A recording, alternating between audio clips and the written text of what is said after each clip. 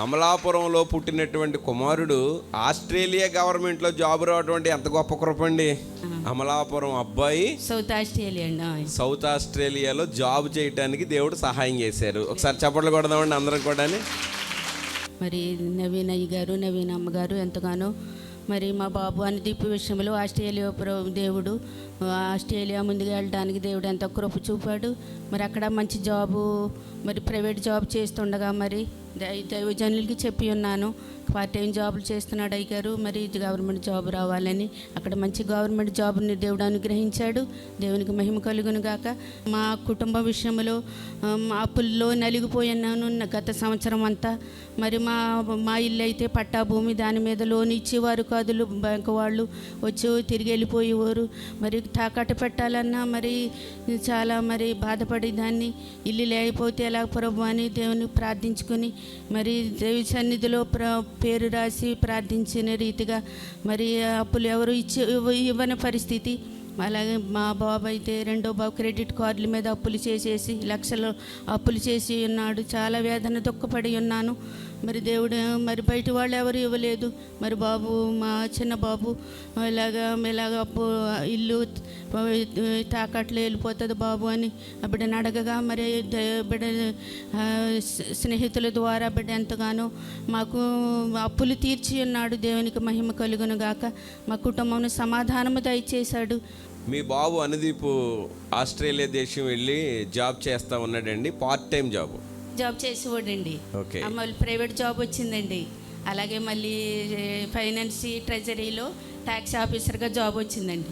Australia గవర్నమెంట్లో అమలాపురం అబ్బాయి south ఆస్ట్రేలియాలో జాబ్ చేయడానికి దేవుడు సహాయం చేశారు. ఒకసారి చప్పట్లు కొడదామండి అందరం కూడా.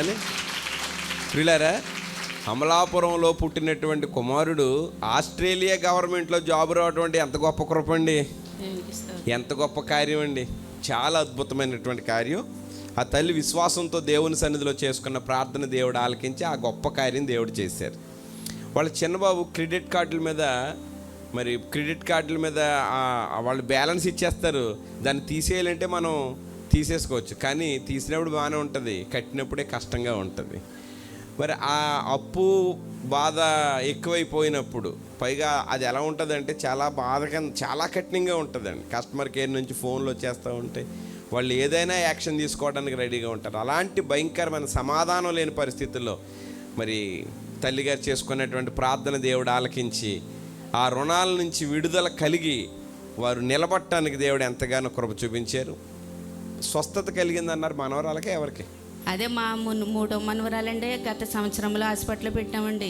ఆ బిడ్డ చాలా అస్వస్థత అండి, బలహీనత అండి, శ్వాసం పెరిగిపోయింది. చాలా 5 రోజులు హాస్పిటల్లో ఉంచమన్నారండి. దేవుడు ఎంతో స్వస్థపరిచాడు. దేవుని మహిమ కలుగును గాక. అపాయకరమైనటువంటి పరిస్థితుల్లో దేవుడు బిడ్డని కాపాడి క్షేమకరంగా ఉంచి స్వస్థతను ప్రసాదించారు.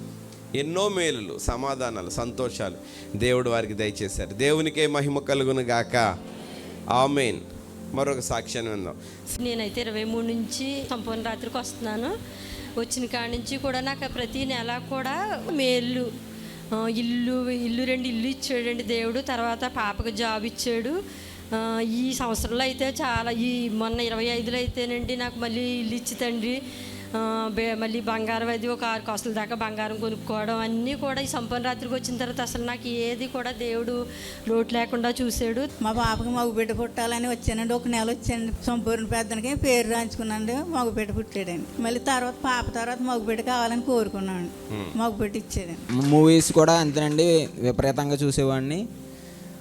ఏ లాంగ్వేజ్తో సంబంధం లేదు. ఎన్ని సినిమాలు చూసానంటే నాకే తెలీదు, ఎన్ని సాంగ్స్ విన్నానో నాకే తెలీదు.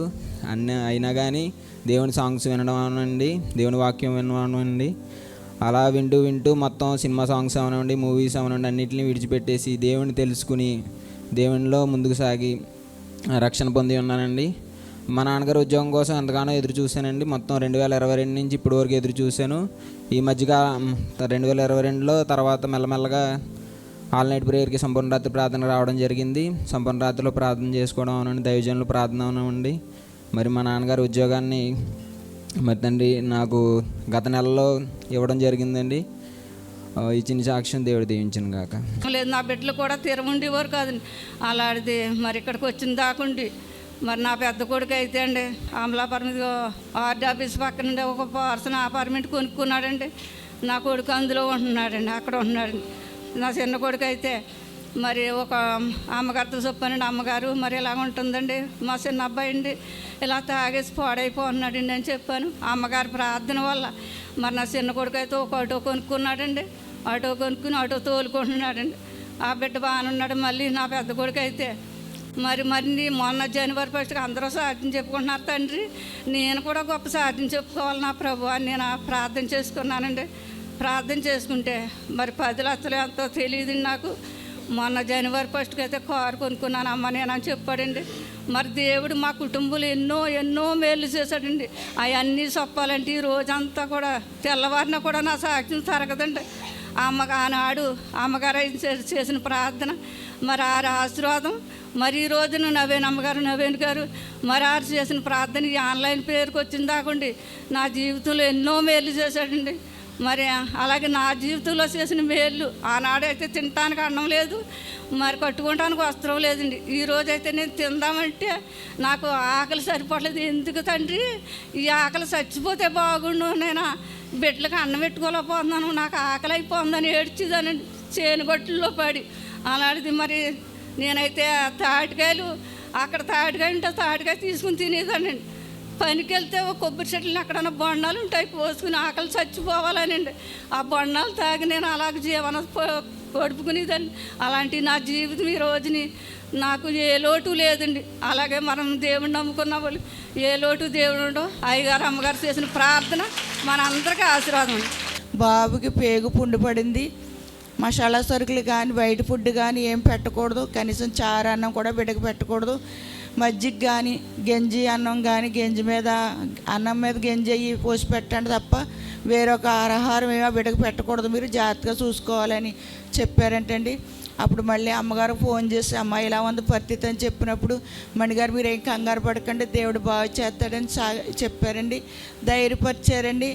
బిడ్డను చూసినప్పుడు అలా నాకు చాలా బాధగా ఉండేది. ఈ వయసులో పిల్లలు తింటూ ఉంటాయి చూస్తూ ఉంటున్నాడు అనేసి చాలా దుఃఖించి దేవుని పాదాల దగ్గర ఏడ్చానండి. దేవా నా బిడ్డను బాగు చేయి ప్రభు అనేసి. అలాగే అమ్మగారు కూడా వచ్చినప్పుడు అలా అమ్మగారికి చెప్పేదానండి. తెల్లవారుజామున మళ్ళీ రాజమండ్రి తీసుకెళ్తే బాబుకి గొట్టం పర్చి చేశారంటండి. గొట్టం పర్చి చేసి ఇన్ని మందులు వృధాగా వాడారు, మీరు ఎందుకు వాడినట్టు ఈ మందులు అనేసి అని చెప్పి కొన్ని ట్యాబ్లెట్లు అరక్కాయ రాసిచ్చండి. పిల్లోడు ఏం తినేసినా పెట్టేయండి, చికెన్ కానీ మటన్ కానీ కాయగూరలు అన్నీ వేసి పెట్టండి మందులు రాసిచ్చారండి. ఆవిడ మళ్ళీ చిన్నమ్మగారికి ఫోన్ చేసి అమ్మాయి ఇలా ఉందని ప్రార్థన చేయండి అన్నాను. మణిగారు ఏం కంగారు పడకండి దేవుడు బాగు చేస్తారన్నారు. ఇప్పటికి 3 నెలలు అయిందండి. దేవుడు మొన్న బిడ్డకి ఎంతగానో ఆరోగ్యం ఇచ్చాడండి. ఈ సాక్ష్యాన్ని బట్టి దేవునికి వందనాలు. మా డాడీ నా కాలేజ్ ఫీజు కోసం చెల్లి హాస్టల్ ఫీజు కోసం బండి తాకట్టు పెట్టేసి ఫీజు కట్టేశారు. అమ్మ వచ్చినప్పటికి ఏదైనా అవసరం ఉంటుంది, బండి లేకపోతే ఎలా అనేసి తండ్రి యేసయ్య ఆ తాకట్టు పెట్టిన బండి వచ్చేయాలి అనేసి ప్రార్థన చేసుకున్నాను. ఇప్పటి వరకు బండ్లు కొన్నాం కానీ ఎప్పుడు సెకండ్ హ్యాండ్ బైకే తీసుకున్నాం. కానీ ఫస్ట్ టైం కొత్త బైక్ ఆశ్చర్యకరంగా కొత్త బండి కొనుక్కోవడానికి దేవుడు సహాయం చేశాడు. ఈ సాక్ష్యం దేవుడు దీవించును గాక. ఆమేన్. కలవరపడకమ్మా, కరుణించు యేసు నిన్ను విడువబోడమ్మా. కరుణ చూపి కలత మాన్పే యేసే తోడమ్మా. కరుణ చూపి కలత మాన్పే యేసే తోడమ్మా. పాడదాం అందరూ కలిసి. కన్నీరేలమ్మా, కరుణించు యేసు నిన్ను విడువబోడమ్మా.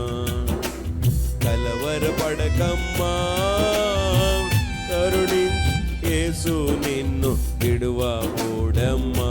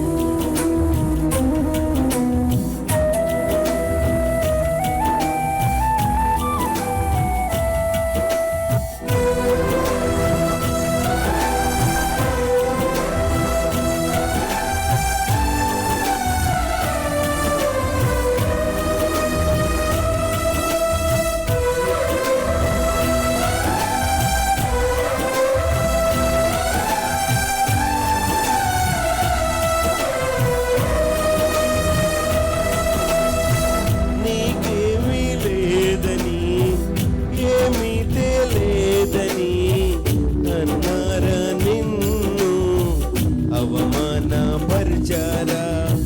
తలరాత ఇంతేనాని తరువాత ఏమౌనోనని రేపటిని కూర్చి చింతించుచున్నావా.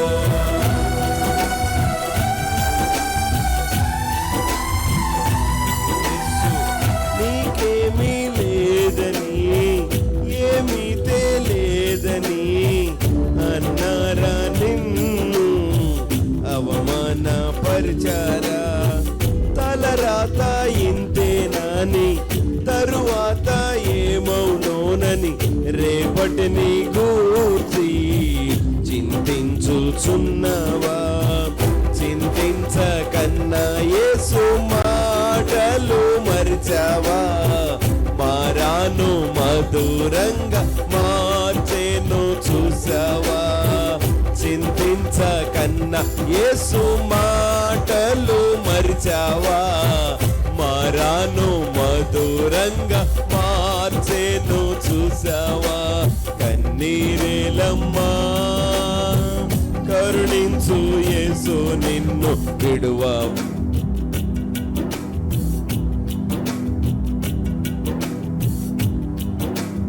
యేసు నిన్ను విడువబోడమ్మా.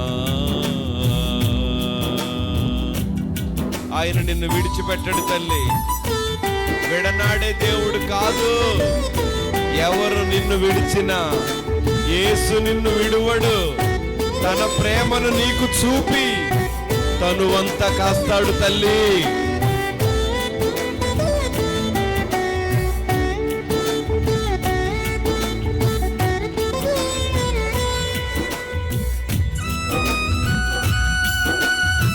దేవా, ఈ రాత్రి నన్ను దర్శించు నాయనా, నన్ను జ్ఞాపకం చేసుకో.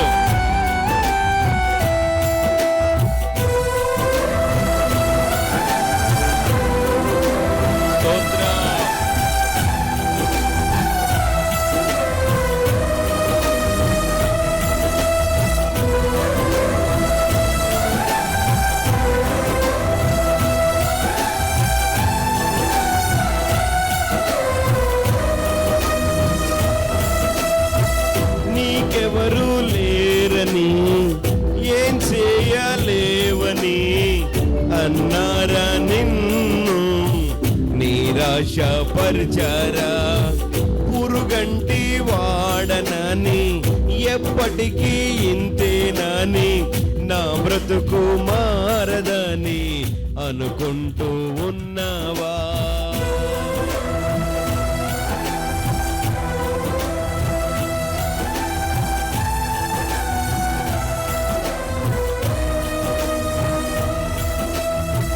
నీకెవరు లేరని ఏం చేయలేవని అన్నారా నిన్ను నిరాశపరిచారా.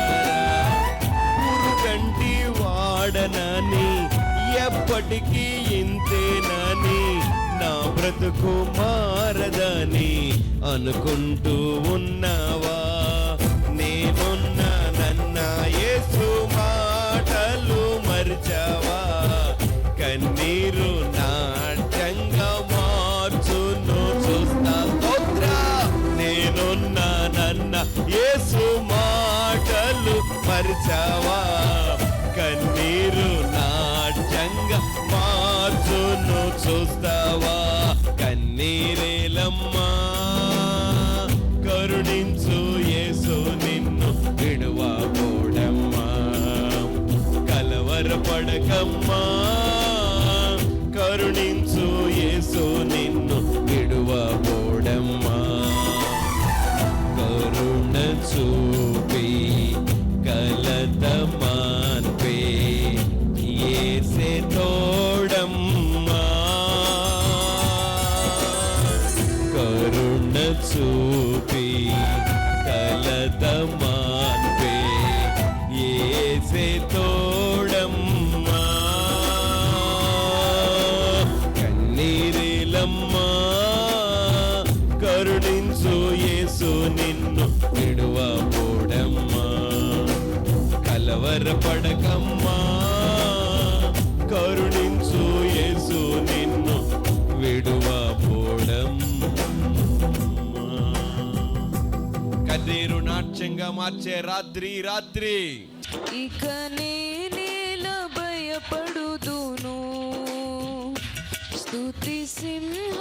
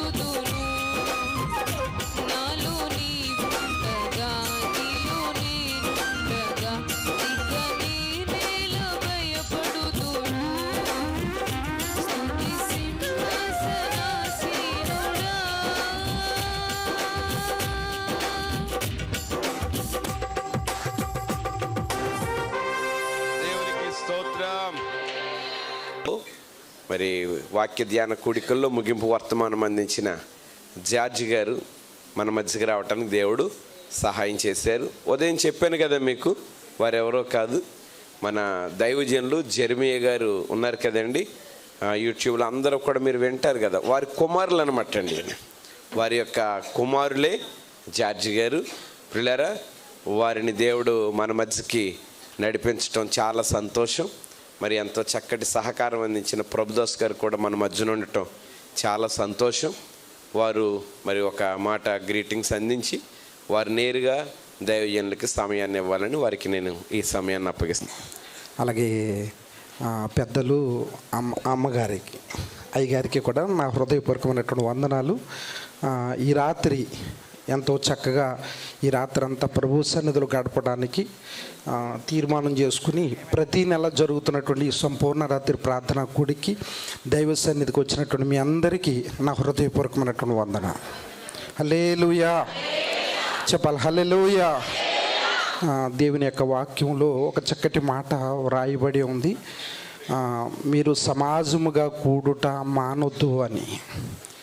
ఆ దినము సమీపించిన కొలది మరీ ఎక్కువగా చెయ్యాలి అని. దేవునికి స్తోత్రం చెప్పండి.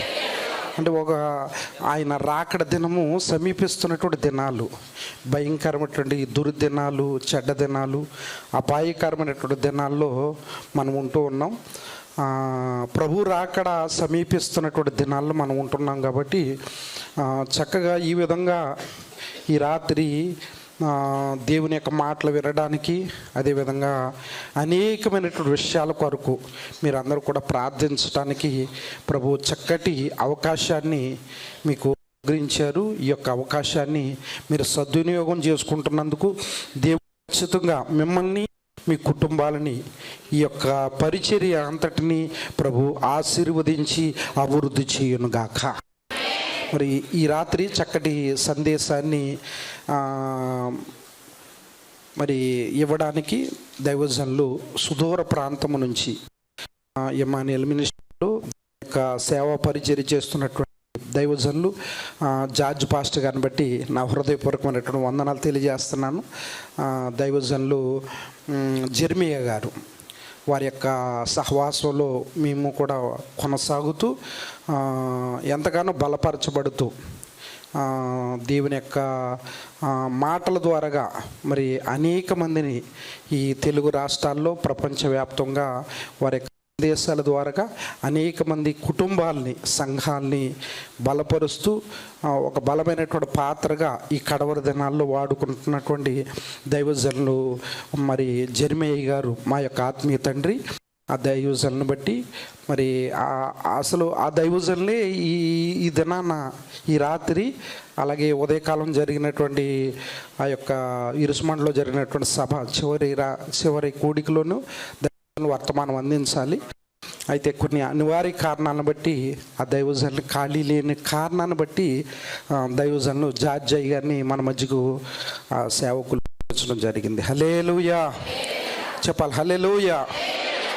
ఆలస్యం చేయకుండా దైవజనులకి ఈ సమయాన్ని అప్పగిస్తున్నాను. పరిశుద్ధాత్మ దేవుడు తన సేవకుల్ని బలపరిచి అభిషేకించి వాడుకొనుగాక. దేవుని పరిశుద్ధ నామమునకు మహిమ కలుగును గాక. మీకు అందరికీ వందనాలు, మీకు అందరికీ వందనాలు. దైవజనులు నవీన్ కుమార్ పాస్టర్, తల్లిగారి నవ్య గారికి, అదే రీతిగా తమ్ముడు స్వరూప్ పేరిట అందరికీ వందనాలు. దేవుడు మిమ్మల్ని ఆశీర్వదించును గాక. ఇక్కడ వాక్య సందేశం ఇవ్వడానికి పరిశుద్ధ దేవుని కృప ప్రభు అవకాశం ఇచ్చారు. చాలా చాలా సంతోషం. ప్రభునందు పరలోకం గురించి చెప్పబడుతున్నమాట. అక్కడ రాత్రి లేదంట, అంటకాదు, రాత్రి లేదు అక్కడ. దివారాత్రులు ప్రభు దాసులు ఆయన సేవిస్తూ ఉంటారని. పరలోకం వెళ్ళక ముందే పరలోకం ఇక్కడ కనిపిస్తూ ఉంది. మరి ఏం కృప అర్థం కావట్లేదు కానీ హల్లెలూయా ఆమేన్. ఎంత నిద్రపోయినా కూడా నాకు ఇంకా ఆవులింతలు వస్తున్నాయి. పావురాజులోకి కాకి వచ్చినట్టు ఉంది నా పరిస్థితి. పాస్టర్ గారు మీరైతే కాదులే, పావురాళ్ల మధ్యలోకి కాకి వచ్చినట్టు వచ్చి పడ్డాను ఇక్కడ. అయినా నిజంగా మీరు కృప పొందుకున్న వాళ్ళమ్మా. దేవుని కృప లేకపోతే ఈ రీతిగా ప్రభు సన్నిధిలో రాత్రి జాములు గడపలేరు. బైబిల్ గ్రంథము కొన్ని వేల మంది భక్తుల గురించి చెప్పుద్ది. రాత్రి జాములు యందు ప్రభు సన్నిధిలో నిలిచిన వాళ్ళు కొద్దిమందిగానే మనం చూస్తాం. వాళ్ళని ప్రభు కూడా అంటాడు జ్ఞాపకకర్తలు అంటాడు. ప్రభు సన్నిధిలో రాత్రి జాములు ప్రార్థన చేసే వ్యక్తి గురించి ప్రభు అన్నమాట వారు జ్ఞాపకకర్తలు. దేవుడు ఎప్పుడు మర్చిపోతాడని కాదు, కానీ దేవుడు ఎప్పుడు మరవడు. మర్చిపోయేది మనుషులు, కానీ దేవునికి కూడా జ్ఞాపకర్తలు అంటే ఆయన మర్చిపోతాడని కాదు, కానీ దేవుడు చేయాలని పదే పదే చేసేవాళ్ళు అని అర్థం. రెండోది, జ్ఞాపకర్తలను దేవుడు ఎందుకు అంటాడంటే వారిని దేవుడు మర్చిపోడు ఎప్పటికీ. కనుక అయితే దేవుని నిత్య జ్ఞాపకాలు ఎప్పుడూ ఉన్నారు. ఈ రీతిగా మిమ్మల్ని ప్రభువులో కడుతూ ఆయన రాకడ కొరకు సిద్ధపరుస్తున్న మంచి సేవకులు అయ్యగారిని బట్టి, అదే రీతిగా అమ్మగారిని బట్టి మరలా ఒకసారి ఈ పరిచర్యకు స్వరూప్ అన్న ఒక అసెట్. అర్ధరాత్రి పూట కూడా చక్కగా ప్రభు ఇచ్చిన స్వరంతో ఆరాధిస్తూ ఉంటే ఎంత సంతోషిస్తారంటే అంత సంతోషంగా ఉన్నారు. నిజంగా దేవుడు ఈ పరిచర్యను రాగల కాలంలో ఇంకా అత్యున్నతంగా విస్తరింపచేసి ఆశీర్వదించునుగాక. దేవునికి మహిమ కలుగునుగా. మంచిది. దేవుని లేఖన భాగాన్ని మనం విందాం. దేవుని ప్రజలారా, దేవుడు మన పితరుడైన అబ్రహామును గొప్ప ఆశీర్వాదంతో ఆశీర్వదించారు. ఆయన యొద్దకు వచ్చిన ఆశీర్వాదం చాలా ప్రత్యేకమైంది. దాన్ని స్వతంత్రించుకోవడానికి ప్రభు కొన్ని చేయమని చెప్పాడు. తాను తన జీవితంలో ఆ కార్యం చేసిన కారణాన అద్భుతం. ఆదాము గారు మొదలుకొని ఇప్పటి వరకు ఎన్నో కుటుంబ వ్యవస్థలు వచ్చాయి. చాలా కుటుంబాలు కనుమరుగైపోయాయి. ఆ వంశ పేర్లు కూడా ఇప్పటికి మనకు గుర్తుండదు. అయితే దేవుని మహా గొప్ప కృప, క్రీస్తు పూర్వం 2000 సంవత్సరంలో అబ్రహాం అనేటువంటి వ్యక్తి ఆయన ద్వారా ప్రారంభించబడుద్ది.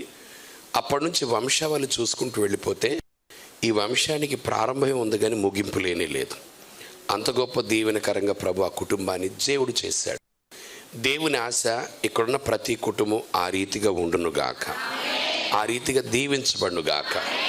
అబ్రహాము ప్రభు సన్నిధిలో ఉన్న కారణాన్ని బట్టి అబ్రహాముకు దేవుడిచ్చిన ఒక ఆశీర్వాదం మనం చూద్దాం. మంచిది. 24వ అధ్యాయం 1వ వచనం, ఆదికాండం.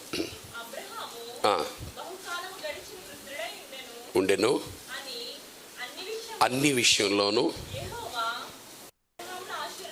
చూడండి, చెప్పబడుతున్న మాట, దేవుడు అబ్రహామును అన్ని విషయంలో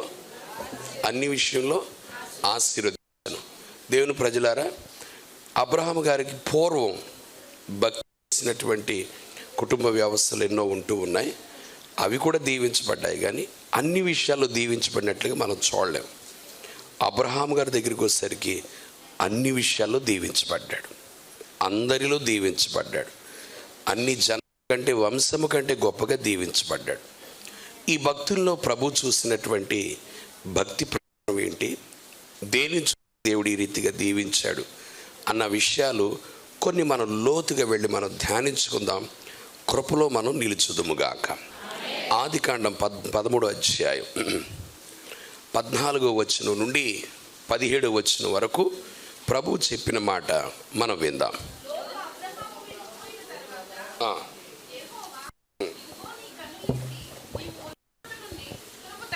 దక్షిణపు తట్టు, తూర్పు తట్టు, పడమర తట్టును చూడుము. ఎందుకనగా నీవు చూచుచున్న దేశమంతటిని నీకును నీ సంతానమునకును సదాకాలము ఇచ్చేదను. 17వ వచనం. నీవు లేచి ఈ దేశం యొక్క పొడుగున వెడల్పున దానిలో సంచరించుము, అది నీకిచ్చేదనని అబ్రహాముతో చెప్పాను. చాలు అమ్మా, ఇక దేవుని మాట మనం విందాం. అబ్రహాంతో ప్రభు చెప్పారు.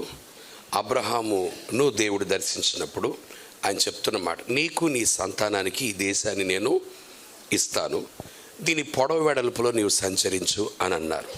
అయితే ఎప్పుడు ఆ మాట చెప్పాడు అనంటే, అబ్రహాం యొక్క అద్భుతమైన బ్లెస్సింగ్ ఎప్పుడు ప్రారంభించబడిందంటే లోతు అతను విడిచిపెట్టి వెళ్ళిపోయిన తర్వాత. లోతు ఎప్పుడైతే విడిచిపెట్టి వెళ్ళిపోయాడో దేవుడు ప్రత్యక్షమవడం, నీకు నీ సంతానానికి ఈ దేశాన్ని ఇస్తాను అని అనడం, ఈ దేశ పొడవున వెడల్పున సంచరించు అని చెప్పడం, ఇవన్నీ జరిగిపోయాయి. ఎవరు విడిచిపెట్టి వెళ్ళిపోవాలంట? చెప్పాలి. ఎవరు విడిచిపెట్టి వెళ్ళిపోయిన తర్వాత? లోతు. దేవుని ప్రజలారా, లోతు విడిచిపెట్టి వెళ్ళిపోతేనే అబ్రహాము దీవించబడతాడు. లోతు తనతో ఉంటే అబ్రహాము దీవెన పొందుకోలేడు. అమ్మా, అప్పటి వరకు అబ్రహాము బలిపీఠాలు కట్టారు, దేవుని వాక్యంలో కొనసాగుతున్నారు, దేవునికి ఆయనకి పరిచయం కూడా ఉందలేండి. అయితే లోతు ఎంతకాలం అబ్రహాం గారితో ఉంటారో అబ్రహామును దేవుడు దీవించలేడు, అబ్రహాము గారు కూడా దేవుని ద్వారా దీవెన పొందుకోలేరు.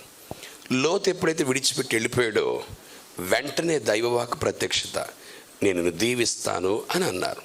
అమ్మా, ప్రభు సన్నిధానంలో మనం కూడా దీవించబడాలంటే మనలను విడిచిపెట్టి లోతు వెళ్ళిపోవాలి. మనం విడిచిపెట్టి లోతు వెళ్ళిపోవాలి. ఇప్పుడు మనం అనుకునే మాట ఏంటంటే, లోతు అంటే ఎప్పుడు అబ్రహాం గారి అన్నయ్య కుమారుడు కదా, తమ్ముడు కుమారుడు కదా, అతను అబ్రహాం గారి తమ్ముడు కుమారుడు. వాళ్ళని బంధువులు కాబట్టి ఆయన విడిచిపెట్టి వెళ్ళిపోయారు. నాకు లోతు ఇప్పుడు ఉండడం ఏంటి, నన్ను లోతు విడిచిపెట్టి వెళ్ళిపోవడం ఏంటి అని మనం ఆలోచిస్తే, ఆ కాలంలో లోతు ఒక మనుష్యుడు, ఈ కాలానికి వచ్చేసరికి లోతు అనేది ఒక అనుభవం. పరిశుద్ధ గ్రంథమైన బైబిల్ మనిషి గురించి మాట్లాడదు. పరిశుద్ధ గ్రంథమైన బైబిల్ అంటే మానవరీత్యా మాట్లాడదు, ఆత్మీయంగా మాట్లాడుతుంది. అంటే ఇప్పుడు చెప్తున్న మాట, లోతు మనుషుడు కాదు కానీ అదొక అనుభవం, అది ఒక గుణం, అది మనల్ని విడిచిపెట్టి పోవాలి ఇక్కడంతే. అది ఎప్పుడు పోతుందో అప్పుడు దేవుడు దీవిస్తాడు. ఇంతకీ లోతు అంటే ఏంటి గుణం? లోతు అంటే మర్మము, మాటైన జీవితము అని అర్థం. అంటే మర్మము, మాటైన జీవితం, దాచబడింది, చుట్టబడింది, మర్మయుక్తమైన, మాటైన, చాటైన జీవితానికి సాదృశ్యం. అంటే అబ్రహామును ఆ దినముల్లో లోతు ఎట్లా విడిచిపెట్టిన తర్వాత దేవుడు ఆశీర్వదించాడో, నిన్ను నన్ను అమ్మా చాటైన, మాటైన, దాచబడినటువంటి ఆ అనుభవాలన్నీ కూడా మనల్ని విడిచిపెట్టిపోవాలి. హల్లెలూయా. అంటే మనుష్యుడు రెండు రకాలుగా ఉంటారు. అందరు కనిపించే మనుషుడు ఒకరు, కనబడిన మనుషులు ఒకరు ఉంటారు. ప్రజల ముందు ఒక రకంగా ఉంటారు, ప్రజలు లేనప్పుడు ఒక రకంగా ఉండే మనుషులు. పగటిపూట చూస్తే దేవదూతలు, రాత్రిపూట చూస్తే వేరే దూతలా కూడా కనిపించవచ్చు. మందిరంలోనేమో మహాభక్తుడు, బయటికి వెళ్ళిపోయిన తర్వాత ఇక భయంకరమైన వ్యక్తి కనిపించవచ్చు. దాన్ని ఏమంటారంటే రహస్యం. అది ఎవరికి తెలియదు. అది ఒంటరిగా ఉన్నప్పుడు బయటకు వచ్చుద్ది, రాత్రి జాములందు బయటకు వచ్చుద్ది. మనిషి మాత్రం ఇట్లా బయటికి మాత్రం ఉంటాడు కానీ లోపల ఈ నెట్వర్క్ ఎప్పుడు పనిచేస్తుంటుంది. అయ్యి డౌన్లోడ్ అని, ఇది ఎప్పుడు కూడా వైఫై అన్నమాట, ఎప్పుడు పనిచేస్తూనే ఉంటుంది, ఎప్పుడు పనిచేస్తూనే ఉంటుంది. ఇప్పుడు నాకు రూమ్లో నాకు ఇది ఫోన్ సిగ్నల్ రావట్లా. మన సత్యానందం అన్నగారు వచ్చారు, ఫోన్ తీసుకుని అట్లా బయటకు వచ్చాడంటే వెంటనే వచ్చేసింది దీని లోపలికి. అన్న టికెట్ పంపించారు నాకు. అంటే కొంతమంది వ్యక్తులు మందిరంలో ఉన్నప్పుడు భలే ఉంటారు, పాస్టర్ గారి ముందు చక్కగా ఉంటారు, భక్తి చేస్తూ ఉంటారు. బయటికి వెళ్ళిన తర్వాత అసలు ఉంటుంది కథ. అప్పుడు కొన్ని వచ్చేస్తుంటాయి. దాన్ని ఏమంటారంటే చాటైన, మాటైన జీవితమే, ఎవరికి తెలియని రహస్య జీవితమే లోతు. అది మనల్ని విడిచిపెట్టి వెళ్ళిపోవాలి. అది మనల్ని విడిచిపెట్టి వెళ్ళిపోవాలి. లోతు అంటే రహస్య జీవితం నుంచి మనం దూరంగా రావడం గొప్ప విషయమే. ఏదైతే మనలో పాపము, దోషం ఉంటుందో దాని నుంచి మనం దూరంగా రావడం గొప్ప విషయం. అసలు అదే మనల్ని విడిచిపెట్టి వెళ్ళిపోవడం మహా గొప్ప విషయం. చప్పట్లు కొడదాం అందరం కూడా. అందుకే కీర్తన 90వ అధ్యాయం 8వ వచనంలో ఒక మాట ఉంటుంది. కీర్తన గ్రంథం 90వ అధ్యాయం 8వ వచనం, మా దోషములు నీవు నీ ఎదుట ఉంచుకొని ఉన్నావు, నీ ముఖకాంతిలో మా రహస్య పాపములు కనబడుచున్నవి, నీ ఉగ్రతను భరించుచునే మా దినములన్నీ గడిపితిమి. మళ్ళీ చదవండమ్మా. మా దోషములను నీవు నీ ఎదుట ఉంచుకొని ఉన్నావు, నీ ముఖకాంతిలో మా రహస్య పాపములు కనబడుచున్నవి. చూడండి అక్కడ ఏమంటారు? మా రహస్య పాపములు ఎక్కడ కనబడ అంటే మా లోపల కొన్ని పాపాలు రహస్యంగా దాచబడి ఉంటా ఉంది. రహస్యంగా ఒక రకమైన జీవితం వాళ్ళు జీవిస్తారు. వ్యక్తి విధానం వేరు, వ్యక్తిత్వం వేరు. పై కనిపించే వ్యక్తి వేరు, వ్యక్తిత్వం వేరు. రహస్యంగా ఉంటూ ఉంటుంది. ఈ కీర్తన రాసింది ఎవరంటే మోషే గారు. ఎవరు రాశారు? 90 కీర్తన. ప్రతిదానికి దావీదు దగ్గర తీసిపోమాకండమ్మా, ఆయన ఏదో మోషే గారు రాశారు. మోషే గారు ఇంత అద్భుతంగా రాయడానికి కారణం ఏంటంటే అమ్మా, ఆయన గారు ఐగుప్తులు ఉన్నప్పుడు ఒక ఆయన చంపేశాడు. ఒక గుద్ది చంపేసి ఇసుకలో పాతి పెట్టేశాడు. అది 40 సంవత్సరాలు ఉన్నప్పుడు జరిగిన పని. చక్కగా ఇక్కడికి వచ్చాడు, పెళ్లి చేసుకున్నాడు. వాళ్ళ మామయ్యకి చెప్పలేదు, నేను ఒక మర్డరిస్ట్ని అండి అని చెప్పలా. ఆవిడ పెళ్లి చేసుకున్న భార్య దగ్గరికి వెళ్ళి, అమ్మ ఒక విషయం, ఒక ఆయన చంపేశానని చెప్పలా. 2 పిల్లలు పుట్టారు. 80 సంవత్సరాలు వచ్చేసాడు. ఊరు పొమ్మంటుంది, అట్లా కాలేదు. కానీ మీకు ఆ జనరల్గా చెప్తున్నా, మోషే గారు 80 సంవత్సరాలు అంటే అటు ఇటుగా ముసలాయన అయిపోయాడు. అప్పుడు కూడా ఆ విషయం ఎవరికి చెప్పలేదు. ఇక సీనాయి పర్వతం మీదకి వెళ్ళిన తర్వాత దేవుడు మోషేతో అంటాడు, మోషే నేను నీ పితరుల దేవుణ్ణి అన్నాడు. నేను నీ పితరుల దేవుణ్ణి అనేసరికి వెంటనే ముసుగేసుకుంటాడు, నెత్తి మీద వెంటనే ముసుగేసుకుంటాడు. కారణం ఏంటి? మోషేలో ఉన్నదాన్ని దేవుడు టచ్ చేశాడు. నువ్వు ఒక వ్యక్తిని చంపేవు కదా, నువ్వు నా హంతకుడివి అన్నాడు. అన్న ఆ మాటలో ఈ మాటలో ఎక్కడుంది పోలికంటే అంటాడు, నేను నీ పితరుల. మోషే గారి పితరులు ఎవరు? మోషే గారు ఏ గోత్రికుడు?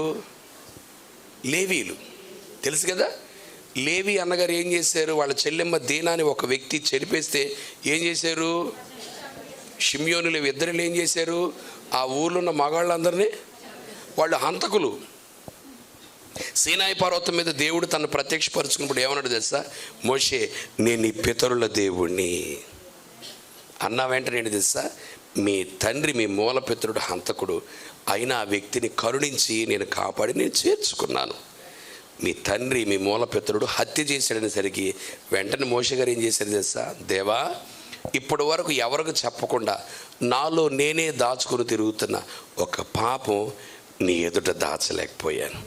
నీ ఎదుట బహిర్గతం అవుతుంది. నేను నిజంగా హంతకుని ప్రభు అంటూ దేవుని సన్నిధిలో ఒప్పుకున్నాడు. మోషే తన యొక్క 40 సంవత్సరాల పైబడిన పాపాన్ని ఒప్పుకున్న తర్వాత దేవుడు మోషేని నాయకుడిగా చేశాడు. దేవుని ప్రజలారా, ఈ రోజున అంటే ఈ కోణంలో చెప్పుకుందాం. మోషే 40 సంవత్సరాలు ఎందుకు పట్టింది నువ్వు నాయకుడిగా రావడానికి? 40 సంవత్సరాలు ఎందుకు పట్టింది 12 గోత్రాలు విడిపించబడడానికి, అద్భుతాలు జరగడానికి, ఆశ్చర్యకారాలు జరగడానికి? ఎవరు దీనికి కారణం? దేవుడా? దేవుడు కాదు. నీ భార్య కాదు. లేకపోతే ఎవరన్నా ఫరోనా వాళ్ళ ఎవరి సంబంధం లేదు. ఈ గొప్ప కార్యాలు జరగకుండా అడ్డుపడింది ఏంటో తెలుసా?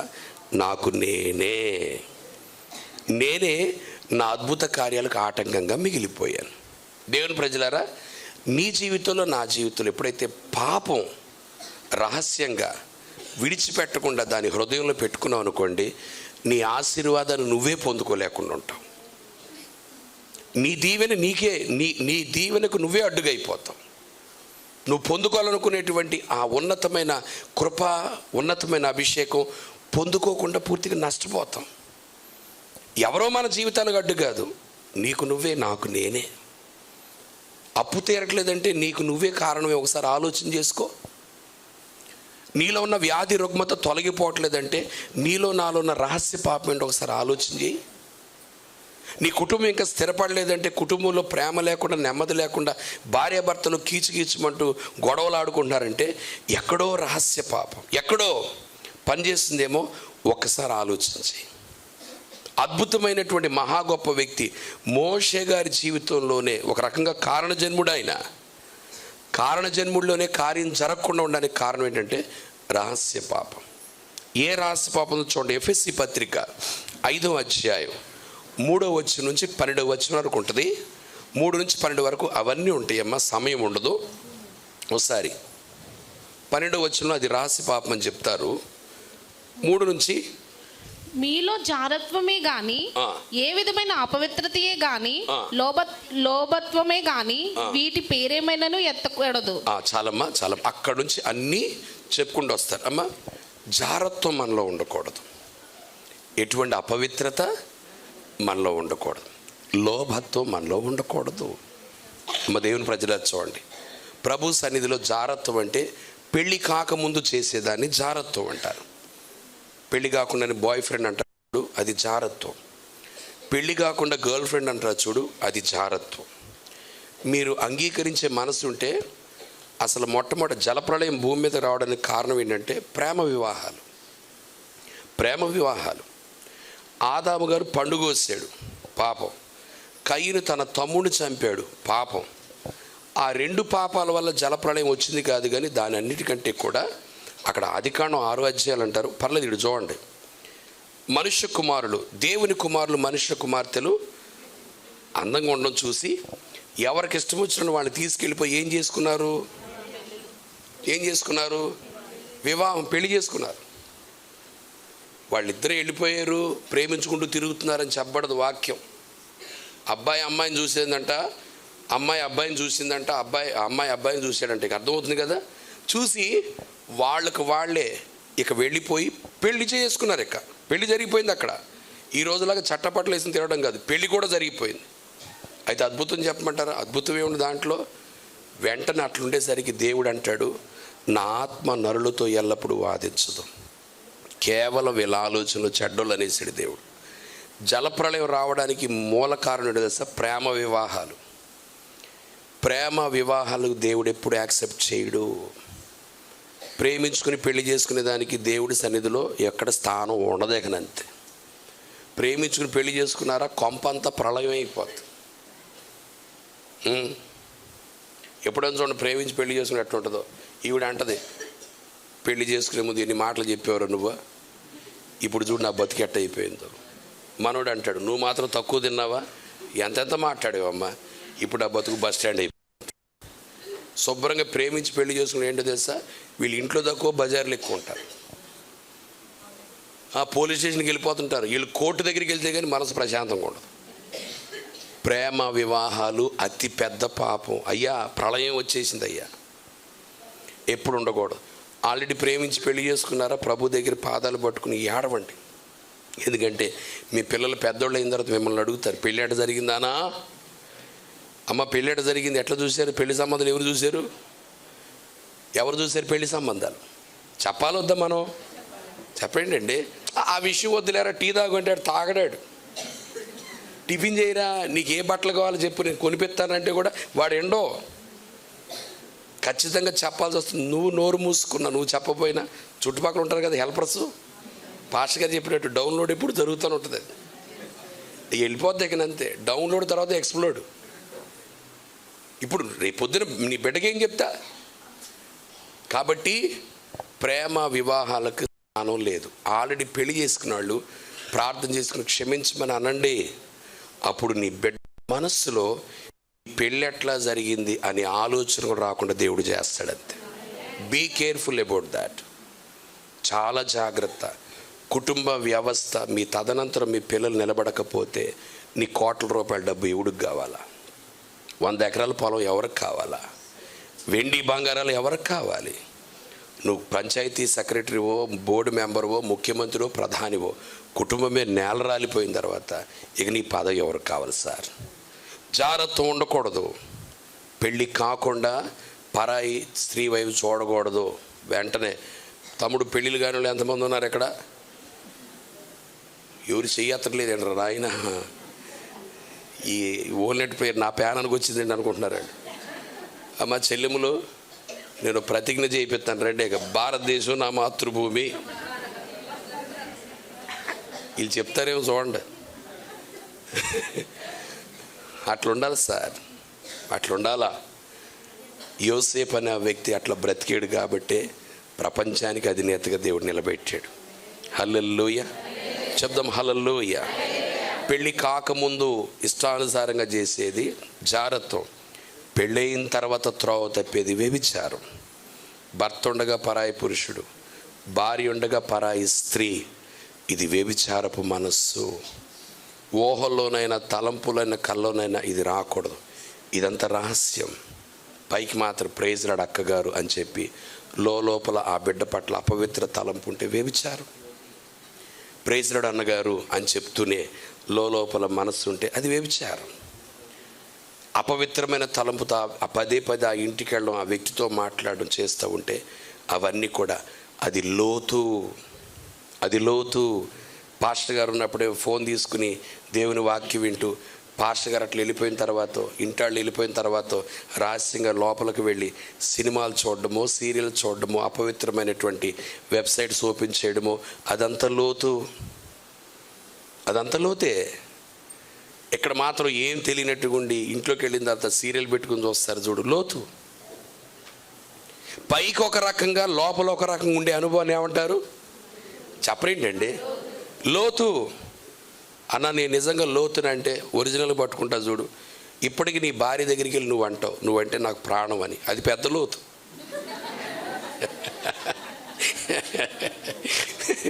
సత్యానందం ఉన్న కొలత లేని లోతు అది, నిజం. వెంటనే మీరేమంటారు? మీరు దొరకడం నా భాగ్యం. ఇది అన్నిటికంటే పెద్ద లోతు, ఈవిడ. ఆ మధ్య మాట పెరిగి ఆవిడకి తట్టుకోలేక అందంట, నిన్ను పెళ్లి చేసుకున్న బతుకు బస్ స్టాండ్ అయిందిరా నాయన. నీకంటే ముందు ఒక సంబంధం వచ్చింది, విజయవాడలో పోలీస్ ఆయన.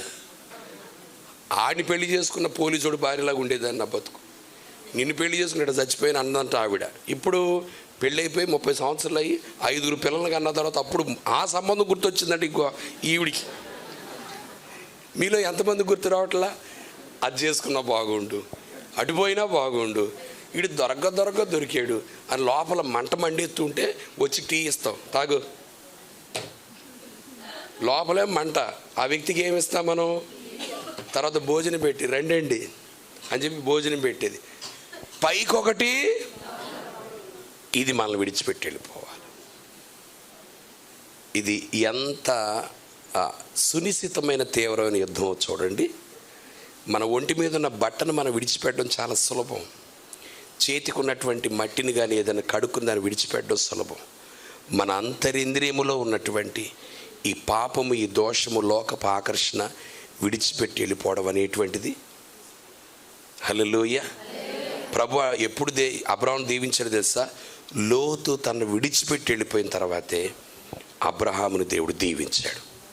ఈ రోజున హోల్ నైట్ ప్రేయర్ చేసి ప్రభు సన్నిధిలో కృప పొందుకునే విధంగా నిలిచిన దేవుని బిడ్డలారా, లోతు మిమ్మల్ని విడిచిపెట్టి వెళ్ళిపోవాలి. ఏది రహస్యంగా ఉందో, ఏది లోపల జరుగుతుందో, ఏది అపవిత్రంగా ఉంటుందో దాన్ని విడిచిపెట్టి, అది మనల్ని విడిచిపెట్టి వెళ్ళిపోతే కృప కలుగునుగాక. ఆ లోతు అపవిత్రతను దాని నుంచి దూరంగా వెళ్ళాడు. యోసేపు గనుడుగా ఉన్నాడు. యేసయ్యనే అపవిత్రత విడిచిపెట్టి వెళ్ళిపోయింది. ఈయన గొప్ప ప్రభు అయి నిలిచిపోయాడు అంతే. అంటే పరిశుద్ధత స్థాయిని బట్టే ఒక వ్యక్తి దేవుడు కోరుకునే విధానం ఆధారపడి ఉంటుంది. నేను వాక్యం చెప్తున్నాను, నేను సేవకుని. నాలో పరిశుద్ధత కంటే వాక్యం వింటున్న మీలో పరిశుద్ధత అనుకోండి, మన ఇద్దరం పరలోకం వెళదాం పద. నేను డౌన్ స్టేర్స్లో ఉంటే నిన్ను దేవుడు పైన కూర్చోబెడతాడు. హల్లెలూయా. పరలోకంలో ఉండేటువంటి ఆ స్థాయి పరిశుద్ధతను బట్టి నిర్ణయించబడుద్ది. హల్లెలూయా. దేవుని కొరకు ప్రభు సన్నిధిలో ఆ రీతిగా మనం బ్రతుకుదుముగాక. చెప్దాం అందరం ఆమేన్. ఒకసారి ప్రభు గురించి ఒక మాట, లూకా సువార్త 4:13. అయ్యా ఈ ఫ్యాన్ వేస్తే ఏమన్నా అవుతుందా? ఏం కదా, ఒకసారి ఈ ఫ్యాన్. సారీ నాకు చెప్పండి, నేను వేస్తాను. లూకా 4:13. అపవాది ప్రతిశోధనను ముగించి కొంతకాలము ఆయనను విడిచిపోయెను. చాలు అమ్మ, చూసారా? అపవాది ప్రతిశోధన ముగించి కొంతకాలం దేవుణ్ణి విడిచిపెట్టి వెళ్ళిపోయింది. అమ్మ ఇక్కడ చూడండి, మంచి మాట ప్రభు చెప్తాడు. ఇక్కడ లోతు అబ్రాహామును విడిచిపెట్టి వెళ్ళిపోయినట్లు అపవాదైన సాతాను యేసుక్రీస్తు ప్రభుని విడిచిపెట్టి వెళ్ళిపోయాడు. నీకు నాకు దేవుడట్టి కృపించునుగాక. ఇప్పుడు ప్రభు యేసుక్రీస్తు అంత బలం పొందుకోవడానికి, అంతగా అపవాదిని ఎదిరించడానికి కలిగిన కారణం ఏంటంటే, క్రీస్తు ప్రభు ఉన్న అనుభవం వాక్యం గుర్తు చేస్తుంది. దేనిని బట్టి ఆ యేసుక్రీస్తు ఆ బలాన్ని పొందుకున్నాడంటే, మొట్టమొదట ఆయన బాప్తిస్మపు అనుభవంలో ఉన్నాడు. ఆమేన్. రెండోది పరిశుద్ధాత్మ దేవుడు ఆయన మీద, ఆయనతో, ఆయనలో ఉన్నాడు. ఆమేన్. మూడోది ఉపవాస ప్రార్థన చేసే బలమైన కృపను పొందుకున్నాడు. నాలుగోది ఉన్నతమైన సహవాసంలో తాను నిలబడిపోయాడు. ఐదోది అద్భుతం ఏంటో తెలుసా? ఆయన నడిపించిన ఆయన రక్షించిన సేవకుడు ఆయన కొరకు ప్రార్థన చేస్తున్నారు. చప్పలు కొడదాం అందరం కూడా. హల్లెలూయా. అమ్మ ఇప్పుడు చూడండి, నిన్ను నన్ను అపవాది విడిచిపెట్టి పోవాలంటే అమ్మ ప్రభు రక్తముతో మనం కడగబడిన వ్యక్తులుగా ఉండాలి. బాప్తిసం. ఆమేన్. అయితే ఇదేదో బాప్తిసం తీసుకుని దాన్ని ప్రక్కన పెట్టే అనుభవం కాదు. ప్రతిరోజు ప్రభు రక్తంతో కడగబడాలి. ప్రతిరోజు ఉదయం లేచి నీ పరిశుద్ధ రక్తముతో నన్ను కడిగి పవిత్రపరచని ప్రతి క్షణం ప్రతిరోజు ఆయన రక్తాన్ని మనం ఆశ్రయిస్తే అపవాది మన నుంచి దూరంగా పారిపోతాడు. ఈరోజు పోయినోడు మళ్ళీ రేపు పొద్దున వస్తాడు. మళ్ళీ రేపు పొద్దున రావడం, వాడిని మళ్ళీ మనం రావడం పోవడం ఇక అంతే. ఏసన్న గారు వాడి గురించి అనివాడు అంటాడు, సిగ్గులేనుడే అని అడివాడంట. చీ పోరా ఇక్కడ అంటే సరే పోయేస్తా. చీ కొట్టించున్నాడు మళ్ళీ రావాలమ్మా ఆడేమన్నా అడిగ సిగ్గు చేరలేదు. అడి ఎప్పుడు వస్తానంటాడు. ప్రతిరోజు పాపాన్ని మనం జయించుకుంటూనే వెళ్ళిపోవాలి. చనిపోయే ఆఖరి నిమిషం వరకు ఈ పోరాటం ఉంటానే ఉంటుంది. ప్రభు రక్తంతో కడగబడాలి. రెండోది పరిశుద్ధాత్మతో నింపబడుదుముగాక. ఆత్మ నింపుదల ఎంత ఉంటే మనం వచ్చిన తర్వాత నువ్వు నేను పై రూపాన్ని చూస్తుంటాం. ఆ అపవిత్ర ఆత్మ సాతాను వచ్చినప్పుడు ఏం చూస్తాడు తెలుసా? ఆ వ్యక్తిలో ఉన్న పరిశుద్ధాత్మ తీవ్రతను చూస్తూ ఉంటాడు. ఆమేన్. ఎవరైనా దెయ్యాలు పట్టినప్పుడు సేవకుడిని ప్రార్థన చేసినప్పుడు అపవాదైన సాతాను యొక్క పరిస్థితి బంధించబడడం, వెలవెల్లాడిపోవడం, విడిచిపెట్టిపోవడం దేని మీద డిపెండ్ అయి ఉంటుందంటే ఆ సేవకుడు పొందుకున్న పరిశుద్ధాత్మ మీద డిపెండ్ అయి ఉంటుంది. అపవాది వెంటనే చూస్తాడు, ఆత్మ పొందుకున్న సేవకుడు కుక్కిరి మనకుండా పడి ఉంటాడు, పొమ్మంటే పోతాడు. ఇక నంతే. ఇక పరిశుద్ధాత్మ దేవుని ఎదుట అపవాది నిలబడ్డు. ఆమేన్. ఎందుకంటే బైబిల్ అంతా మనకు తెలుసు. అపవాదైన సాతాను తండ్రి అయిన దేవుని ఎదుటికి వెళ్ళాడా లేదా? యోబు గ్రంథంలో వెళ్ళి శుభ్రంగా నుంచి మాట్లాడడం జరిగింది. యేసయ్య ఎదుటికి వచ్చాడా లేదా? వచ్చాడు. ఇక్కడ వచ్చాడు. పరిశుద్ధాత్మ ఎదుటికి ఎప్పుడన్నా వచ్చాడు వాడు? చెప్పాలండి, రాడు. పరిశుద్ధాత్మ ఎదుటికి రాదు. ఎందుకంటే పరిశుద్ధాత్మ వీడేమో అపవిత్రాత్మ. ఎక్కడ చీకటి ముందు వెలుగు వెలుగు ముందు చీకటి నిలబడుద్దా? నిలబడదు. మొత్తం బైబిల్ గ్రంథం అంతా చూసుకుంటే తండ్రి అయిన దేవుని దగ్గరికి వెళ్ళొచ్చు, ప్రభు దగ్గరికి రావచ్చు, కానీ పరిశుద్ధాత్మ దగ్గరకు అపవాది రాడు. నువ్వు ఆత్మపూర్ణుడిగా ఉంటే రోజుకి నీలో పనిచేసే రహస్య పాపాలని దూరంగా వెళ్ళిపోతుంటుంది. పరిశుద్ధత పరలోకం నీ గుండెలోకి వచ్చేస్తుంది. అంతే. ఇక చెయ్యు, ఇక అటువంటి పాపాలు చేయు. ప్రభు కొరకు మండుచు ప్రకాశించే దీపం వలె ఉందువుగాక. మూడోది నీలో ఉపవాస ప్రార్థన ఉండాలి. ఆమేన్. ఇక దాని గురించి మీకు తెలుసు. నాలుగోది బలమైన సంఘములో సహవాసంలో ఉందుముగాక. చెప్దామందరం ఆమేన్. యేసయ్య బాప్తిసం తీసుకున్న తర్వాత ఇంటికి వెళ్ళాడా? ఎక్కడికి వెళ్ళారు? బాప్తిసం తీసుకుని ఎక్కడికి వెళ్ళారు? ఆయన బాప్తిసం తీసుకుని ఎక్కడికి వెళ్ళారు? ఆయన ఇంటికి వెళ్ళాడు అన్నోళ్ళు చేయొత్తండి. అరణ్యంకి వెళ్ళారు అన్నోళ్ళు చేయొత్తండి. ఎటు వెళ్ళారు మాకు తెలియదే, మమ్మల్ని వదిలిపెట్టిన అన్నోళ్ళు చేయొత్తండి. ఇట్లా క్వశ్చన్లు అడుగుతాను మాకు తెలియదు, ప్రిపేర్ అయ్యి వచ్చేవాళ్ళం సారు, ఈసారి అట్లా వస్తా అన్నోళ్ళని చేయొత్తండి. అమ్మాయిడు చూడండి అమ్మా, ప్రభు ఏం చేశారు తెలుసా? ఇంటికి వెళ్ళా, బాప్తీసం తీసుకుని ఇంటికి వెళ్ళా. ఎక్కడికి వెళ్ళిపోయారు చెప్పాలండి? అరణ్యంకి వెళ్ళిపోయాడు. ఇంటికి వెళితే ఎవరు ఉంటారు? ఇంటికి వెళితే అమ్మ మరియమ్మ తల్లి ఉంటుంది. క్రీస్తు ప్రభు తర్వాత పుట్టినటువంటి తమ్ముళ్ళు చెల్లెలు యేసయ్యకు ఉన్నారు, వాళ్ళు ఉంటారు. వాళ్ళ దగ్గరికి వెళ్ళారనుకో, బైబిల్లో చెప్పబడుతున్న మాట, మరియ తల్లి వాళ్ళ తోబుట్టులందరూ యేసయ్యకు మతి చెల్లించింది అన్నారు. అంటే ఏమనుకోవద్దు, మెంటలోడు అన్నారు. ఎవరన్నారు మెంటలోళ్ళని? వాళ్ళ తమ్ముళ్ళు చెల్లెలు. తప్పక ఇక బాధపడలేక మరియమ్మ తల్లి కూడా ఏకీభవించింది వాళ్ళతో. వాళ్ళ దగ్గరికి వెళ్తే మెంటలెక్కిపోద్ది. ఇప్పుడు అడుగాకుండా ఎటు వెళ్ళారు చెప్పాలండి? అరణ్యం అంటే ఎందుకు అరణ్యం వైపు వెళ్ళారు? ప్రార్థనే తల్లి. అరణ్యం అంటే ఏంటంటే అది అరణ్యములోంచి ఒక వ్యక్తి వచ్చాడు, ఆ వ్యక్తిలాగా కావాలని ఆ సహవాసాన్ని పరిగెత్తాడు. చప్పలకూడదాం అందరం కూడా. హల్లెలూయా. అంటే సంఘ సహవాసం సేవకుడి దగ్గర పరిగెడుతున్నాడు.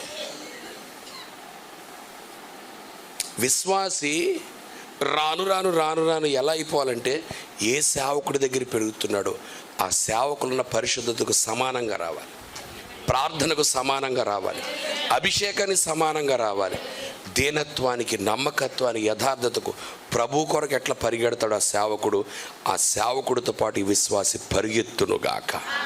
చెప్దామా ఆమేన్. సంఘము సేవకుడు, బలమైన సేవకుడు. సంఘ సావాసానికి వెళుతూ ఉంటే బాప్తిస్మిచ్చి యోహాను ఈయన గురించి ప్రార్థన చేస్తారు. ఏమని? దేవా, కనగా ఒక అద్భుతమైన బిడ్డను నేను కన్నానయ్యా, ఒక అద్భుతమైన బిడ్డ నా ద్వారా కనిపించావు. నా కుమారుడు యేసును విడిచిపెట్టొద్దు, లోక పాపములు మోసుకుని వెళ్ళే గొర్రెపిల్ల అని చెప్పాను. ఆ కార్యం జరిగే వరకు నీ కృప తోడుగా ఉండునుగాక. చప్పలకూడదాం అందరం కూడా. అమ్మా, సహవాసము, సేవకుని ప్రార్థన, ఉపవాస ప్రార్థన, పరిశుద్ధాత్మ నింపుదల, రక్షణ అనుభవం. అపవాది వెళ్ళిపోతాడో. మీరు నిజంగా ధన్యులు. బాప్తిస్మిచ్చి యోహాను లాంటి మండుచు ప్రకాశించే దీపం లాంటి సేవకులను దేవుడు మీకు తోడుగా ఇచ్చారు. మీరు నిజంగా ధన్యులు. ఇప్పుడు అమలాపురంలో దరిదాపుగా వేరే సంఘం తెలియదు కానీ శుభ్రంగా చేపల కూర వేసుకుని, ఇంకోటి ఏంటిదో సత్యానందం అన్న పప్పు వద్దన్న పెట్టాడు. వద్దన్న కూడా మాయ మాటలు చెప్పి పెట్టించేసాడు 4-5 ముద్దలు. ఇంకేటేం పప్పు అన్న మంది. అమ్మ, మీరు చేసిన 2 ముద్దలు నేను ఎక్కువ తిన్నానమ్మా. ఆ రకంగా తినేసి పక్కోడికి నిద్ర రాకుండా మనం నిద్రపోతుంటారు. ఎడుతుందంటే ఈస్ట్ కోస్ట్ ఎక్స్ప్రెస్సా ఏంటిది? అది గౌతమ్ ఎక్స్ప్రెస్సా? వందే భారత్ అంట. ఏం లేదు, కుయ్యో కొట్టుకుంటూ వెళ్ళిపోవడం. ఇప్పుడు అమలాపురంలో అందరూ కూడా అట్లుంటే అంటే వాళ్ళు అలసిపోయారేమో, భోజనం చేశారేమో. ప్రభు సన్నిధిలో మీరందరూ కూడా ఈ రాత్రి జాములు ఉండి ప్రభు పాదాలు పట్టుకుని కన్నీరు గారుస్తూ, మా పట్టణం రక్షించబడాలయ్యా, ఆత్మలు బలపరచబడాలి, సంఘాలు ఉజ్జింపడాలి, సేవకులు బలపరచబడాలి, సంఘంలో కుటుంబాలు దీవించబడాలని ప్రభు సన్నిధిలో మీరు చేసిన కన్నీటి ప్రార్థన జ్ఞాపకార్థంగా ప్రభు పరిశుద్ధ స్థలానికి చేరిందాం. దేవుని కృపామహిమ దిగివచ్చునుగాక. ఇటువంటి సేవకులను కలిగి ఉండడం ధన్యత. ఇటువంటి తల్లిగారు, ప్రార్థన పరులైన తల్లిగారు ఉండడం నిజంగా ధన్యులమ్మా. అమ్మా, నడిపించే ఆ మంచి నాయకత్వం ఉండడం మీ నిజంగా ధన్యులు. అయితే అంటున్నాడు, లోతు మనలను విడిచిపెట్టి, తమ్ముడు ఒకవేళ నీ సెల్ ఫోన్ పిచ్చిని విడిచిపెట్టలేకపోతా ఉంటే సంఘంలో స్థిరంగా ఉండు. ప్రభు పాదాలు పట్టుకుని నన్ను క్షమించి నీ రక్తముతో కడుగాను. నీకే అపవిత్రమైన పిచ్చి ఉన్నా, శరీరపు కాముకత్వం ఉన్నా, నిన్ను నువ్వు ఆపుకోలేనటువంటి ఎంత దురాశలు ఉంటూ ఉన్నా, ఏ తప్పున్నా, ఏ మోసమున్నా, ఏ అబద్ధమున్నా, ఏ కపటమున్నా ప్రభు రక్తం దగ్గరికి రాయ్యా. ప్రభు రక్తము కడగలేని పాపం అంటూ ఏమీ లేదు. ప్రభు రక్తంతో కడగబడితే పాపపు జాడే మనలో ఉండనగాక ఉండదు. లోతు విడిచిపెట్టి వెళ్ళిపోయి ప్రభు సన్నిధిలో మనం నిలుచుదుముగాక. ఇప్పుడు ప్రభు అబ్రాహాము అంటాడు, లోతు విడిచిపెట్టి వెళ్ళిపోయిన తర్వాత అప్పుడు ప్రభు వచ్చి అబ్రహాము చేయవలసిన పనులని చెప్పుకుంటూ వెళ్ళిపోయాడు. ఏమన్నారు ఆయన? అబ్రహాముతో అంటూ అంటారు. మరలా చూడండి 13వ అధ్యాయం ఆదికాండం చూడమని చెప్తున్నారు దిక్కులు. 13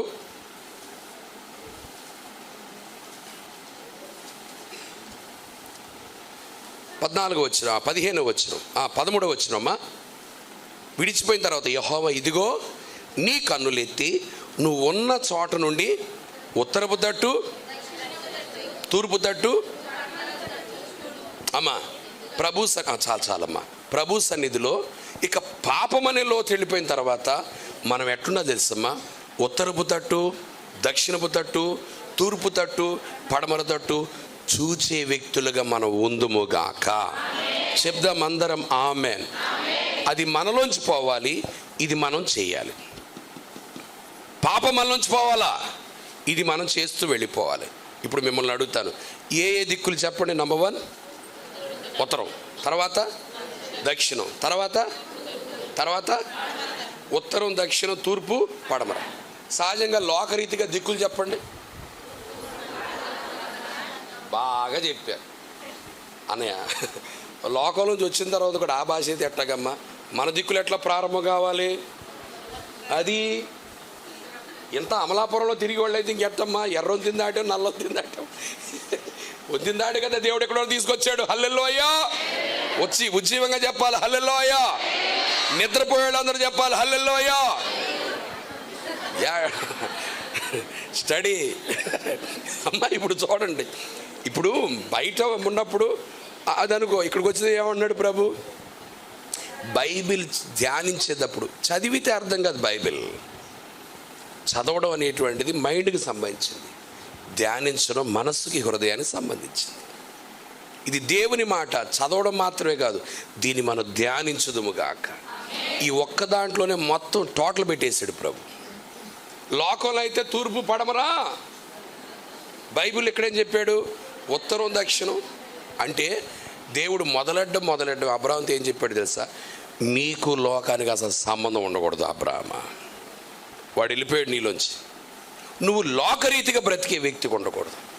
కొంతమంది వ్యక్తుల్లో పాపం ఉండదు కానీ లోకం ఉంటుంది, లోక పద్ధతులు ఉంటాయి. ఖచ్చితంగా ఉంటుంది, లోక పద్ధతులు ఉంటాయి. పాపం ఉండదు కానీ ఏముంటాయి? పద్ధతులు. ఖచ్చితంగా పద్ధతులు ఉంటాయి.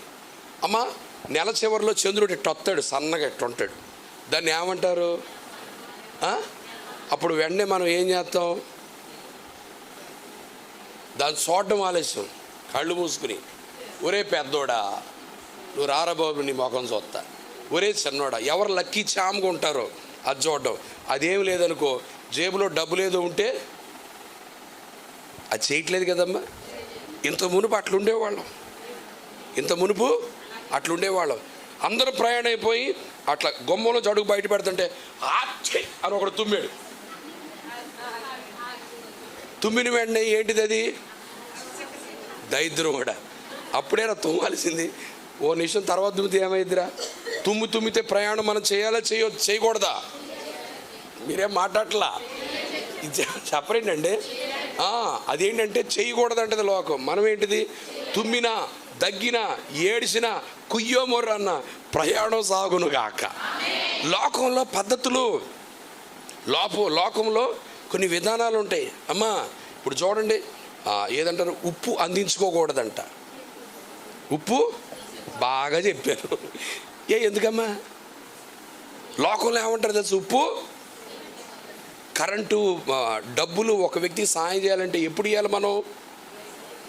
తెలంగాణలో బోల్డెన్ పట్టింపులు ఉంటాయి, లైట్ వేసిన తర్వాత డబ్బులు అసలు ఇవ్వకూడదంట బయటికి.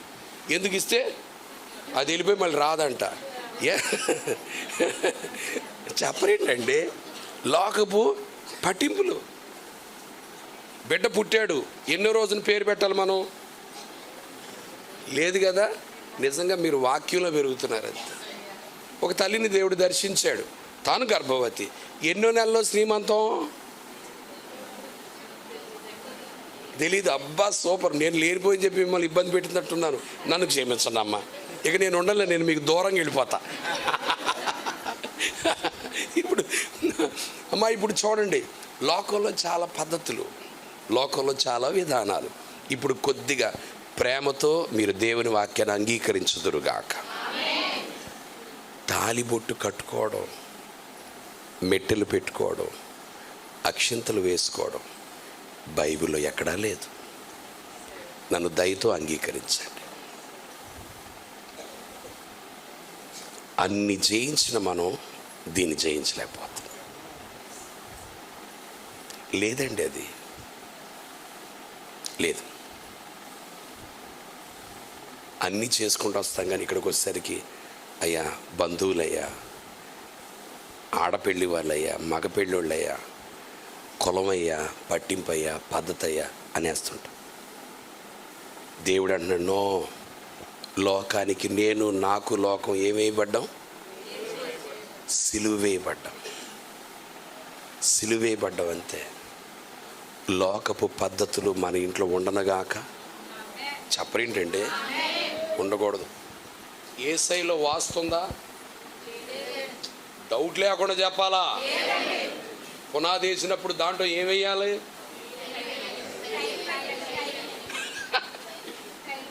అంతేక మనం అవి ఇవి చేసుకోవడం, ఇవేమి చెప్పరేంటండి? ఇవేమి లేవు. లోకానికి మనకు లోకం సిలువేయబడింది ఇకనంతే. దేవుడు అబ్రహాం దగ్గరికి వచ్చి ఏమన్నా తెలుసా? పాపాన్ని జయించు అబ్రహామా, ప్లీజ్ లోకపు పద్ధతుల నుంచి బయటకు వచ్చాయి. పేతురు గారి ద్వారా దేవుడు మాట్లాడుతున్నాడు. అది చూడండి, మూర్ఖులకు ఈ తరం వారికి వేరే అపోస్తుల కార్యాలు తీసి చదివేసేయండి. అది స్వరూపన్న రిఫరెన్స్ చెప్పండి అన్న. 2వ అధ్యాయం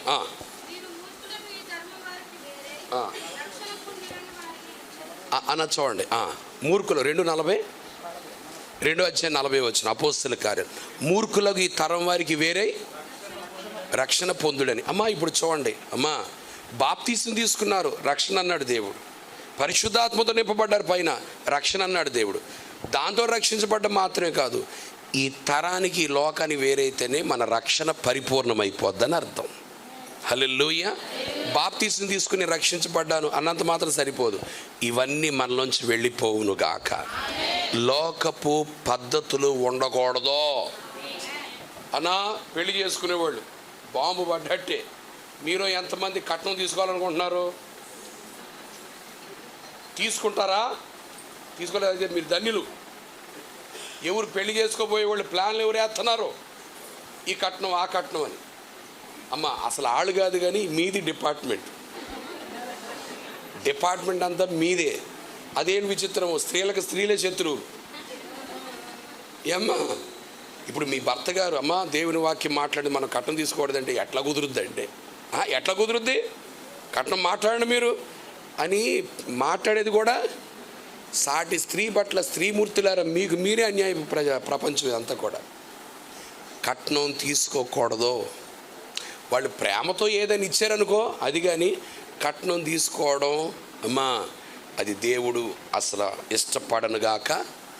ఇష్టపడ్డు. ఈ రాత్రి కోవటం కొంతమంది అయితే పెనంలోంచి పొయ్యి లేచినట్టుంది కదా. అరే నాయన బాధపడమాక, రేపొద్దున లోడ్ చేసి పాస్ గారు పెడతారంట.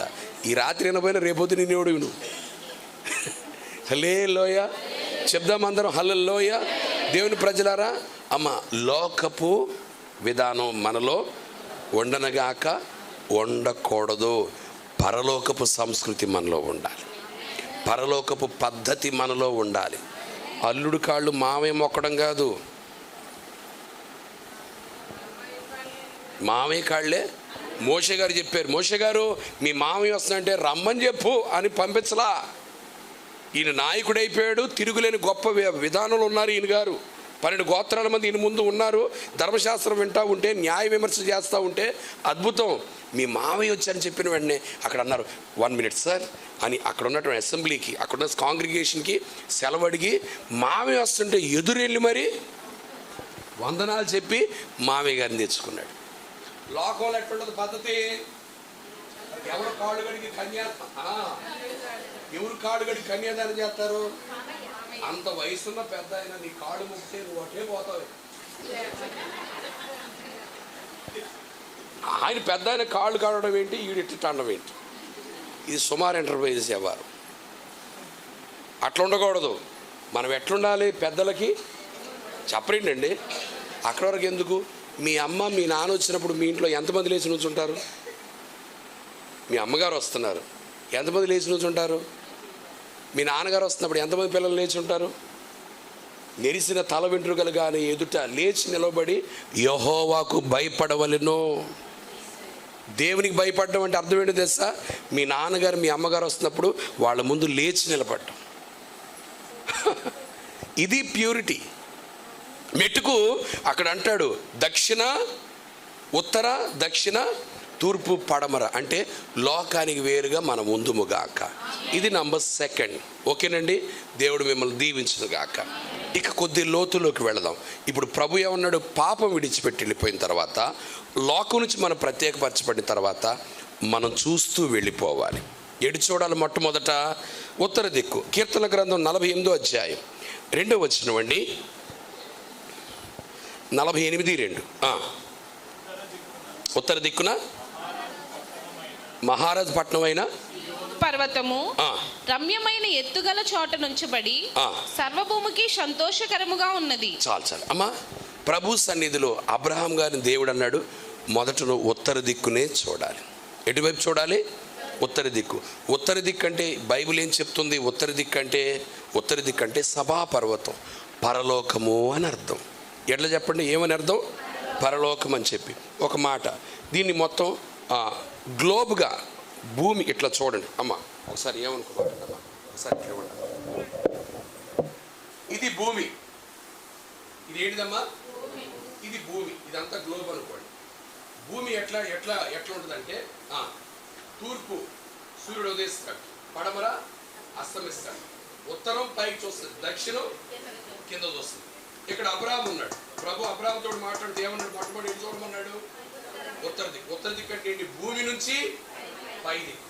ఇప్పుడు దేవుడు భూమి నుంచి పై దిక్కు నుండేది ఏంటిది? అది అంటే ఆకాశం అంటే మహారాజు పట్టణం, సియోను పర్వతం. అబ్రాహ్మ, నీ లైఫ్లో నువ్వు ఎప్పుడు కూడా పాపం విడిచిపెట్టి వెళ్ళిపోయి లోకం నుంచి ప్రత్యేకపరిచిన తర్వాత నువ్వు మొట్టమొదట పరలోకం వైపే చూస్తూ ఉండాలి. నీ ఆలోచన ఎప్పుడు, థ్యాంక్ యూ అమ్మా, ఇక దిక్కులు అలవాటైంది కదా, ఇక అది అవసరంలా. నా జీవితంలో ఎప్పుడు పరలోకం వైపే చూచుదుముగాక. జనరల్గా మనిషి ఉదయకాలం లేచిన తర్వాత, లేచిన వెంటనే మనిషి లేచే దేనికంటే ప్రభు అంటాడు, లోకం కొరకు లెగుస్తున్నాడు. ఏమి తిందుమా, ఏమి తాగుదుమా, ఏమి ధరించుకుందుమా, శరీరాశ, నేత్రాశ, జీవపుడంబం.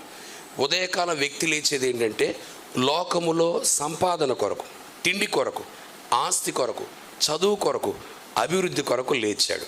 అయితే ప్రభు అంటున్నమాట, వాళ్ళు దాని కొరకు లెగుస్తారేమో, కానీ ఒకరోజు నీ జీవితంలో నేను ఇచ్చానంటే, ఒకరోజు ఆయుష్ వచ్చిందంటే నీవు పరలోకాన్ని సంపాదించడానికి ఉదయం లేచుదువుగాక. పొద్దున్నే మనం ఎందుకు లెగుస్తున్నాం చెప్పరేంటండి? పరలోకము సంపాదించుకోవడానికి. నిన్న రాత్రి పడుకునే ముందు 30% పరలోకపు ఈవి నీలో నాలో ఉంది. ఈరోజు ఉదయం లేచిన తర్వాత ఈ 30% 60% అగునుగాక. నేను లేచాను ప్రభువా, పరలోకం నేను చేరే విధంగా ఇంకా పరిశుద్ధత, ఇంకా నీతి, ఇంకా విశ్వాసం, ఇంకా క్షమాపణ, ఇంకా ప్రేమ, ఇంకా అభిషేకం, ఇంకా ప్రత్యక్షత, ఇంకా స్వార్థ ఈరోజు కూడా నేను చేతునుగాక. ఎప్పుడు చూసినా మొట్టమొదట నువ్వు నేను పరలోకాన్ని చూసే వ్యక్తులుగా మనం ఉండాలి.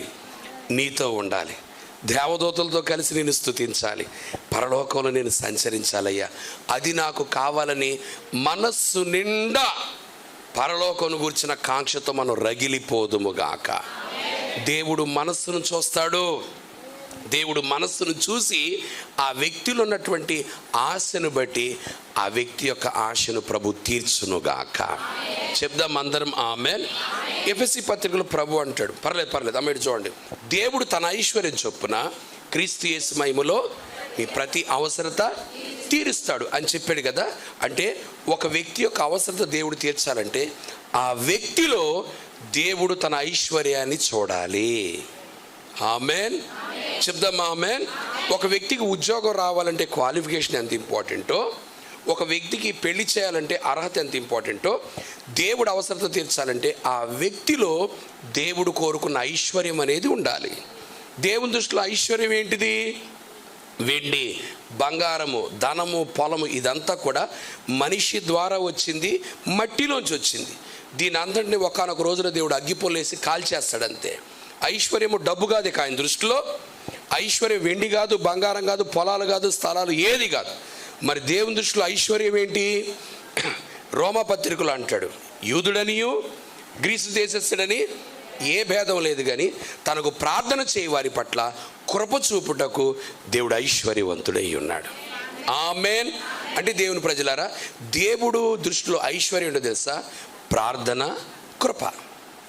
ప్రార్థన, కృప అంటే ఉదయకాలం ఒక వ్యక్తి లేచి, దేవా, ఆ వ్యక్తి ప్రార్థించిన ప్రతి క్షణం సంచరిస్తూ ఉన్న పరలోకం నాకు కావాలయ్యా, పరలోకపు అభిషేకంతో నింపయ్యా, ఇంకా నీతిగా ఈరోజు బ్రతకని.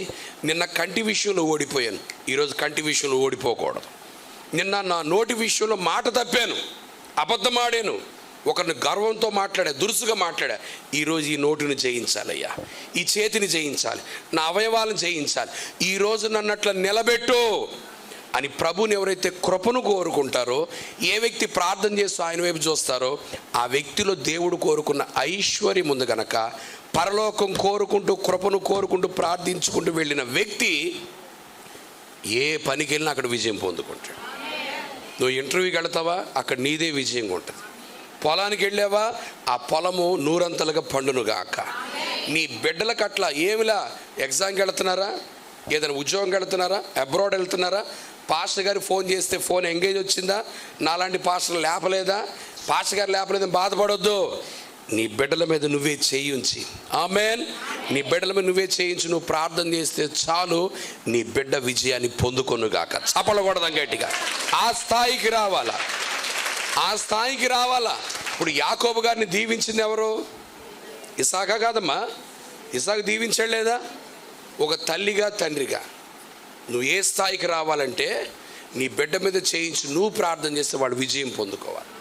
వ్యాధి రుగ్మత నుంచి విడుదల కలగాల, వాళ్ళ చెడ్డ బుద్ధి పోవాలా. నువ్వు ఏది ప్రార్థన చేసినా అది జరిగి తీరునుగాక. అట్లా భక్తిని నీలో నాలో నువ్వు పెంచుకుంటూ వెళ్ళిపోతే కృప కలుగునుగాక. చెప్దాం అందరం ఆమేన్. ఉత్తర దిక్కంటే అర్థం ఏంటి తెలుసా? దేవా, ప్రభు అంటాడు, జార్జ్ ఈరోజు నిన్ను బ్రతికిస్తాను. ఏం చేస్తావు? తింటావా? బట్టలు ధరించుకుంటావా? డబ్బు సంపాదిస్తావా? ఏం చేస్తావు అంటే, నేను ప్రభువుతో అనాలి, నేను నిన్ను ఎక్కువగా సంపాదించుకుంటానయ్యా. ఇందాక ఒక మాట, బంగారు పరిగే రూమ్లో ఉంటే ఒక బుక్ చదవడం జరిగింది. మంచి పుస్తకాలు ఉన్నాయి. అక్కడ చెప్పబడుతున్న మాట ఏంటి తెలుసా? భూమి మీద బ్రతికి ఉండగా పరలోకాన్ని నీ మనస్సులో దాచుకో, పరలోకాన్ని నీ మనస్సులో పెట్టుకో, చనిపోయిన తర్వాత పరలోక రాజ్యంలో నువ్వు ఉంటావన్నది. ఏ వ్యక్తి అయితే భూమి మీద ఉంటుండగా తన హృదయంలో పరలోకాన్ని నింపుకుంటాడో, చనిపోయిన తర్వాత ఆ వ్యక్తి పరలోకం ఉండని దేవుడు కనికరం చూపుతాడు. అమ్మా, ప్రభు సన్నిధిలో పరలోకపు కాంక్షతో మనం రగిలిపోదుముగాక.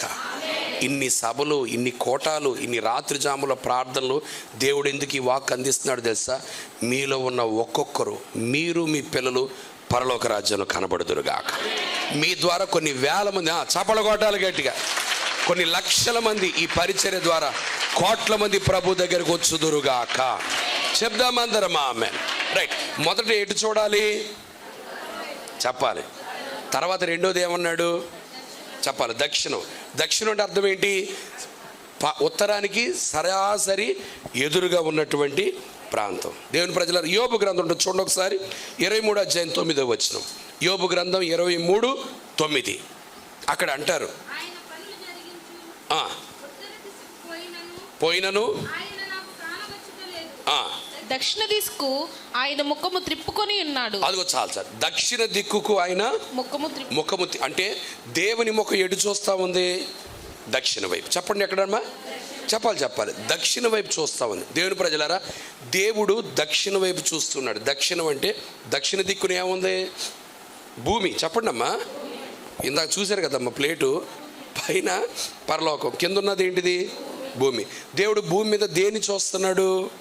భూమి మీద దేన్ని చూస్తున్నాడు అంటే తన రక్తం ఇచ్చి సంపాదించిన సంఘాన్ని చూస్తూ ఉన్నాడు. దక్షిణం అంటే దేవుని సంఘము అని గుర్తు. దేవుని సంఘం అంటే దేవుని ప్రజలారా, నీ జీవితంలో అనుక్షణం మొట్టమొదట పరలోకం వైపు చూడాలి కృప పొందుకోవడానికి. రెండోది, ఎప్పుడు చూసినా సంఘం వైపు నువ్వు చూచుదువుగాక. అంటే సంఘం వైపు చూడడం అర్థం ఏంటి తెలుసా?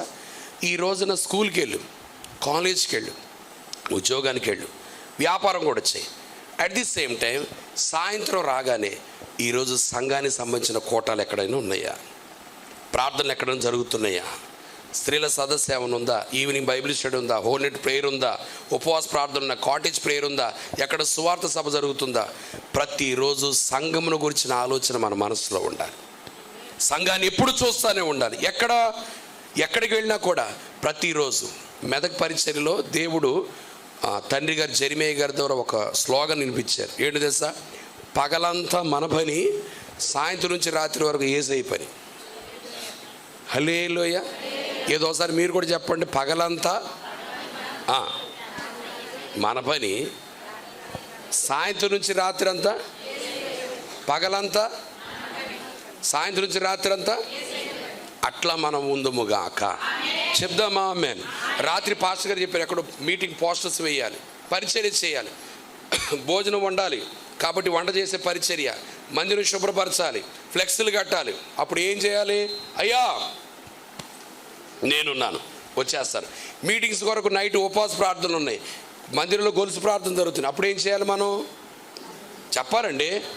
ఏ వ్యక్తి పదే పదే మందిరం వైపు చూస్తాడో, మందిరం వైపు చూసిన వ్యక్తి వైపు, వ్యక్తి కుటుంబం వైపు దేవుడు చూస్తుంటాడు. మందిరం ఎవరి ఇల్లు? దేవుని ఇల్లు. దేవుని ఇంటి వైపు ఎవరు చూస్తారో ఆ వ్యక్తి ఇంటి వైపు దేవుడు చూస్తాడు. చప్పలకూడదాం అందరం కూడా. మందిరం గురించి ఎనలేని ఆసక్తి దావీదు కనబరిచాడు. దావీదుకు దేవుడు శాశ్వత కృపనిచ్చాడు. హిజ్కియా పాడైపోయిన మందిరాన్ని బాగు చేశాడు. పాడైపోయినటువంటి తన శరీరాన్ని దేవుడు బాగు చేసి పనికి రాకున్నటువంటి దేశాన్ని ఆభరణ భూషితురాలుగా దేవుడు చేసేసాడు. గొప్ప అభివృద్ధి కలిగించాడు. దేవుని ప్రజలారా, ప్రతిరోజు మొదట ప్రభు వైపు చూడు, పరలోకం సంపాదించుకోవడానికి. రెండింటి వైపు చూడాలా? చెప్పాలి, మందిరం వైపు మనం చూచుదుము గాక. ఒక తీర్మానం తీసుకోండి, ప్రతిరోజు నేను పరిచర్యలో ఉంటాను. ఆమేన్. ఖచ్చితంగా నేను నా మందిరానికి వెళ్ళి వస్తాను. ఆమేన్. మీరు ఒకవేళ ఏ ప్రాంతం నుంచి నాకు తెలీదు, మీరుండే ప్రాంతాల్లో మన బ్రాంచ్ సంఘాలు ఉంటే ప్రతిరోజు ఈవినింగ్ అయినా వెళ్ళి ఒక గంట సేపు అక్కడ ప్రార్థన చేసుకుని వెళ్ళిపోతానయ్యా. డ్యూటీ నుంచి వస్తాను, పొలం నుంచి వస్తాను, స్కూల్ నుంచి, కాలేజ్ నుంచి వస్తాను. అయితే నైటు ఒక గంట సేపు నేను మందిరంలో ప్రార్థన చేసుకుంటాను. డైలీ విజిట్ మందిరానికి ఉండాలి. అట్లా తీర్మానం చేసుకుందామా? మీరే మాట అట్లా చేసుకుందామా? ఆల్రెడీ మీరు అట్టి కృపలో ఉన్నారులేండి, మీరు దీవించబడ్డవాళ్ళు. హల్లెలూయా. మందిరం చూడాలి. రెండోది, మందిరం అంటే ఎట్లున్నది తెలుసా? ఈ ప్రభు సన్నిధిలో ప్రతిరోజు పరిచర్య ఎట్లా జరుగుతుంది? మందిరములో అవసరతలు తీర్చబడుతున్నాయా? సేవకులు ఎట్లున్నారు? వారు ఈ రీతిగా పరిచర్య అంటూ తిరుగుతున్నారు, మీటింగ్స్ పెడుతున్నారు, సేవకులు వస్తున్నారు, వారు ఉపవాసం అంటున్నారు, పరిచర్య అంటున్నారు. మా ఆత్మీయ తల్లిదండ్రుల ఆరోగ్యం ఎట్లుంది? సంఘములో పరిస్థితి ఎలా ఉంది? భోజనానికి ఉంటుందా? ధనం ఏమైనా తక్కువ అవుతుందా? మందిరంలో ఏమైనా ఇరుకులు, ఇబ్బందులు ఉన్నాయా? ఎవరి ద్వారానైనా, బయట వ్యక్తుల ద్వారా కానీ ఏదైనా ఆటంకం ఉంటుందా? సంఘంలో కొంతమంది వ్యక్తులు, కొంతమంది కొన్ని ఆలోచనలు ఉండకపోవచ్చు. అందరూ అర్థం చేసుకునే విశ్వాసులు ఉంటారు, అర్థం చేసుకొని విశ్వాసులు కూడా ఉండొచ్చు. ఇప్పుడు చేతులు 5 వేళ్ళు ఒకే రకమనేమా లేవా? అట్లానే సంఘంలో ఉన్న వ్యక్తులు కొంతమంది తెలియక, భక్తిలో ఎదగలేక కొన్ని సందర్భాల్లో ఉండొచ్చు. ఎప్పుడు చూసిన పాస్టర్ గారు ఆయన్నే పిలుస్తాడండి పరిచర్యకి, మేము తక్కువ ఇక్కడ. ఎప్పుడు చూసిన ఆకే ఉంటుంది, వాళ్ళే ఉంటారు. చెల్లి నువ్వేమనుకో మాకమ్మ, పోయిన సంవత్సరం నువ్వు చదువుతున్నావు, జీవితకాలం చదువుదువు కాక వాక్యం. అమ్మ మీరు చదవడం కూడా నాకు జ్ఞాపకమే. ఎప్పుడు చూసిన మైక్ అక్కడే. మేమేమైపోయినట్టు ఎక్కడ? మేమేమైపోయినట్టు? అయినా మేము కనబడం లేపా. అయ్యా ఏమనుకో మాకండి అయ్యా. స్కిప్ చేసేయమంటారు ఈ విషయాన్ని? అంటే వదిలిపెట్టి ముందుకెళ్ళిపోదామా? చెప్పరేంటండి, రైలు వస్తుంది 7:40కి, నేను అక్కడ రాజమండ్రిలో ఉండాలా. కాబట్టి మీకు ఈ మాటలు చెప్పి నేను దూరంగా వెళ్ళిపోతానులేండి. కొంతమంది ఏంటి తెలుసా, అందరూ ఉండరు, అయినా మన పరిచయాలు అటువంటి వాళ్ళు లేరు. ఒకవేళ అపవాదైన సాతాను వాడికి సమయం కొంచెమైనా నెరిగి ఈ వ్యక్తిని పాపంలో పడగొట్టలేను, తాగుళ్ళలో పడగొట్టలేను, వ్యభిచారంలో పడగొట్టలేను, దేంట్లో పడగొట్టలేను, మనస్సులో లేనిపోయిన ఆలోచన పుట్టించి పడగొడతాను. ఇట్లా కూడా పనిచేస్తాడు. వాళ్ళైనా ఎప్పుడు వాళ్ళైనా పరిచర్య, మేము లేవా, మేము ముందు రాలేదా, వాళ్ళు వెనకొచ్చిన వాళ్ళు మేమిట్లా వారట్లా అనేటువంటిది ఒకవేళ ఎవరి ద్వారానన్నా, మొదట మన ద్వారా రాకూడదు. అంటే మందిరాన్ని చూడడం అర్థం ఏంటంటే, మా బ్రతుకు కాలమంతా సేవకుల చేతుల మీద నీళ్లు పోసే వ్యక్తులుగా ఉండాలి, కానీ నిప్పులు పోసేవాళ్ళగా మేము మాట్లాడలా మీరు ఉండకూడదు. సేవకులకి ఎవరున్నారు? మేము తప్ప. మా గురించే కదా కూర్చున్నా, లేచిన, రాత్రి జాములందు మా కొరకు ప్రార్థన చేస్తూ పరిగెడుతుంటే వాళ్ళ గుండెల్లో మేము గుణపాలా గుచ్చకూడదు, కానీ వాళ్ళకు నెమ్మదినిచ్చే వ్యక్తులుగా మేము ఉండాలి. సంఘాన్ని చూడడం అంటే అమ్మా పరిచర్యలో పాలు పంపులు పొందాలా, వ్యక్తిగతంగా నువ్వు ఉండాలా, అనేక మందిని సంఘాన్ని తీసుకురావాలా, మందిరపు అవసరత ఎలా ఉందో నువ్వు చూడాలా. మందిరంలో ఏదైనా ఇరుకు ఇబ్బంది ఉంటే నువ్వే మధ్యలో ఉండి. యెహోషువ కాలేబులు ఏం చేశారు? ది గ్రేట్ మోషే మీద తిరుగుబాటు చేశారండి. అహరోను గారి మీద రాళ్ళు బట్టి రువ్వాలని చంపాలనుకున్నారు. అప్పుడు యెహోషువ కాలేబులు ఏం చేశారమ్మా? అయ్యా అట్లా మనం చేయకూడదని సంఘాన్ని మొక్క చెక్కలైపోయేటువంటి సంఘాన్ని వాళ్ళందరూ కూడా ఐక్యపరిచారు. చప్పలు కొడదాం అందరం కూడా. అద్భుతం చెప్పమంటారా? సంఘ క్షేమం కొరకు నిలబడిన యెహోషువ కాలేబులు ఇద్దరే కనాను దేశానికి వెళ్ళారు. దావీదు కుటుంబానికి శాశ్వత కృప ఇచ్చాడు. హిజ్కియాను అద్భుతంగా దేవుడు దీవించాడు. ప్రభు అంటున్నాడు, ఎల్లవేళ మందిరం వైపు నువ్వు చూచుదువుగాక. ప్రతిరోజు రాసి పెట్టుకోండి, ప్రభు త్వరగా రాబోతున్నారు. యేసయ్య వచ్చే రోజుల్లో మనం ఉంటున్నాం. అమ్మా, నువ్వు పొలంలో ఎంతసేపు ఉంటావో దేవుని సంఘంలో అంతసేపు ఉండాలా. నీ ఇంటి కొరకు ఎంత పని చేస్తున్నావు, మందిరం కొరకు అంత పని చేయాలా. ఉద్యోగాలు ఎంతకాలం ఉంటున్నావు, వ్యాపారం ఎంత చేస్తున్నావో దేవుని మందిరంలో అంత ఉండాలి. అలా ఉంటే దేవుని కృప కలుగును గాక. చెప్దాం ఆమేన్. అబ్రహాం జీవితం చూడండి, దేవుడు దేవుడు దేవుడు. ఇక అంతే, ఏది చెప్పాడు అబ్రహాం దాన్ని చేసుకుంటూ వెళ్ళిపోయాడు. మొదటి ఎటువైపు చూడమన్నాడు చెప్పాలి, ఉత్తరం. భక్తిలో ఎదగాలి, 30 60 100. రెండోది ఎటువైపు, దక్షిణం. అంటే మందిరమును గూర్చిన ఆసక్తి మన గుండెల్లో ఉండును గాక. ఈ మాట ప్రభు చెప్పమన్నాడు. ప్రభువుకు మహిమ కలుగును గాక. అబ్రహాం గారి పాస్టర్ గారి పేరు చెప్పండి. అబ్రహాం గారి పాస్టర్ గారి పేరేంటి? మెల్కీసెదెకు. చెప్పండి, మెల్కీసెదెకు. అద్భుతం చెప్పమంటారా? ఆ సేవకుని ద్వారా బలమైన సేవ జరిగింది, గొప్ప సేవ జరిగింది.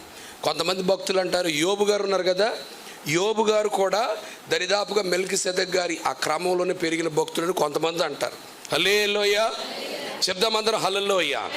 ఈ అబ్రహాం గారు తన సేవకుడైన మెల్కీసెదెకు గారిని ఎట్లా చూశారు తెలుసా? ఆయన ఎదురొచ్చేసరికి ఏమిచ్చాడు? తన కలిగిన దాని అంతట్లో ఏమిచ్చాడు చెప్పాలండి? దశంభాగం ఇచ్చుకుంటూ వెళ్ళిపోయాడు. అంతే, దశంభాగం ఇచ్చేసి వెళ్ళిపోయాడండి. ఎంత గొప్ప వ్యక్తి. హల్లెలూయా చెప్దాం, హల్లెలూయా. అట్లా సేవకుని కొరకు సంఘం కొరకు నిలబడే విశ్వాసం ఉన్నాడు కాబట్టి మెల్కీసెదెకు గారు బలమైన సేవ చేశారు. సేవకుడు ఎంత బలంగా ఉంటాడో, ఆ సేవకుడు మనస్సు కలిగి సేవకుడితో పరిగెత్తే సంఘం ఉందనుకో, ఆకాశమే హద్దుగా పరిచయం విస్తరించడానికి దేవుడు కనికరం చూపిస్తాడు. హల్లెలూయా. ఇప్పుడు మన ఇమ్మానుయేల్ మినిస్ట్రీస్ ఉంది, ప్రభుదాస్ అయ్య గారు తెలుసు, నవీన్ కుమార్ అయ్య గారు కూడా తెలిసి ఉండొచ్చు. పరిచర్యలో అమ్మా ఎంత బలంగా విశ్వాసులు ఉంటారంటే, హైదరాబాద్ సెంట్రల్ చర్చే కానీ, ఉప్పలే కానీ, మెదక్ సంఘాలే కానీ అంత బలంగా ఉంటారు. ఓ సజీవ సాక్ష్యం చెప్తాను. మొన్న మెదక్లో సంఘక్షేమాభివృద్ధి కోడికలు జరిగాయి. పోస్టర్స్ వేయాలి. పోస్టర్ వేసే టైంలో జరిగింది ఏంటో తెలుసమ్మా? ఓ తమ్ముడు డేవిడ్ అని, వాడు మెకానిక్. వాడు 2 రోజులు 3 రోజుల నుంచి జ్వరంతో ఉన్నాడు, వాంతులు అవుతూ ఉన్నాయి. పడుకోరా అని చెప్పాను. వాడు ఏం చేసేది తెలుసా? అన్న పడుకుంటే ఈ పరిచయం నాకు దొరకదు కదా అని చెప్పి నాతో పాటు నైట్ అంతా తిరుగుతూ వాడు వాంతులు చేసుకుంటేనే పోస్టర్లు వేసాడు. జ్వరంగా ఉండేవాడు ఇబ్బంది పడ్డాడు. కడుపేదలు మన మెదక్ పరిచయం నేనుండే ప్రాంతంలో అయితే తాండాల మధ్య పరిచయం చేస్తుంటారు. లంబాడి వాళ్ళు ఎక్కువ ఉంటారు, పేదోళ్ళు, నిరుపేదలు. పల్లెటూరు తాండాల మధ్యలో ఉంటారు ఎక్కువగా. సిటీకి చాలా రేర్ వచ్చేది. నేను అక్కడ ఉన్నవాళ్ళు ఏం చేస్తారో తెలుసమ్మా? వాళ్ళ కలిగిన దాంట్లో ఒక తల్లి రెప్కా అని, ఆవిడ విధవరాలు, 2 చిన్నపిల్లలు. ఆవిడ ఏ బాధ్యత తీసుకుని తెలుసా? సంఘములో ఏ ప్రార్థన జరిగినా, మీటింగ్ ఎక్కడ జరిగినా కూరగాయల డబ్బంతా నేనే ఇస్తానయ్యా. ఆవిడ చాలా విధవరాలమ్మా. స్కూల్లో ఏదో చిన్న పని చేసుకుంటుంది, ఊడ్చే పని. ఆవిడ తీర్మానం తెలుసా? ఆదివారం పూట పాస్టర్ గారు నన్ను ఏమంటారు? అయ్యా అంటారు అక్కడ. డాడీ అని పిలుస్తారు నన్ను డాడీ అంటారు అక్కడ. నేను బేటా అని పిలుస్తుంటాను. వాళ్ళు చాలా పెద్దోళ్ళు. ప్రతి ఆదివారం సేవకుడు నా చేతి ద్వారానే చికెన్ తినాలంటారు. కూరగాయలకి డబ్బులు ఇచ్చింది, తర్వాత వారం వారం నేనేం తినాలంటమ్మా? చెప్పరేంటండి? నేను దేవుని పని కొరకు నా ఇంటిని, అమ్మని నాన్న విడిచిపెట్టేస్తా. ఇది 13వ సంవత్సరం. ఇటువంటి విశ్వాసులు ఉంటే మా అమ్మ నాన్న మాకు ఎక్కడ జ్ఞాపకం వస్తారు చెప్పండి? ఈ విశ్వాసులు ఎవరో తెలుసా? సేవకుని గుండెల మీద నీళ్లు పోసినటువంటి వాడు, నెమ్మదినిచ్చినాడు. నిప్పులు పోసే వ్యక్తులు ఉండకూడదు. ఈరోజు పరిచర్య ఎంత దీవెనకరంగా జరుగుతుందంటే అటువంటి బిడ్డలు ఉంటున్నారు. ఈ రోజున ఈ పరిచర్య ఎంత ఆశీర్వాదకరంగా ఉందంటే మీరే కారణం తల్లి. మీలాంటి బిడ్డలే దేవుడు మిమ్మల్ని, మీ కుటుంబాలను దీవించునుగాక. అమ్మ, రాగల కాలంలో ప్రవచనాన్ని కాదు కానీ రాగల కాలంలో దేవుడు ఈ పరిచర్యకు చాలా క్షేమాభివృద్ధిని ఇవ్వబోతున్నాడు. వేల మందిని తీసుకురాబోతున్నాడు. అనేక చోట్ల సంఘాలు రాబోతున్నాయి, సేవకులు రాబోతున్నారు. ఇప్పటి వరకు కనబరిచిన ఈ ఆసక్తిని తుదమట్టుకు మనం కనబరుచుదుముగాక. చప్పలకూడదాం అందరం కూడా. దేవుని మందిరం కొరకు ఇచ్చేయాలా, ప్రభు కొరకు ఇచ్చేసేయాలండి. ప్రభు కొరకు ఎంత వెదజల్లుతామో అదంతా దేవుడు తన లెక్కలో దాచుకుంటాడు. లెక్కలో దాచుకుని ఏం చేస్తాడు తెలుసా? నువ్వు దేవుని ఇచ్చిన దానికి నీకు పరలోకమందు స్వాస్థ్యం ఇచ్చి నువ్వు చేసిన దాన్ని ఆయన మర్చిపోకుండా నీ పిల్లల పిల్లలకు దేవుడు దీవెనిచ్చునుగాక. చెప్దామా ఆమేన్.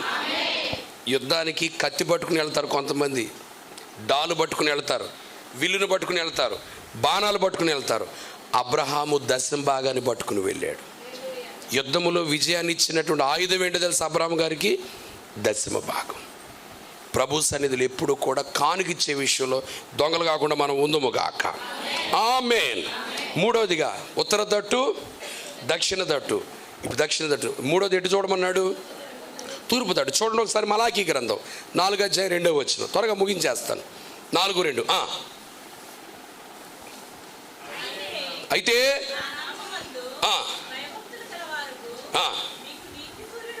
చాలు అమ్మా. ఇప్పుడు తూర్పు వైపు అన్నాడు కదా.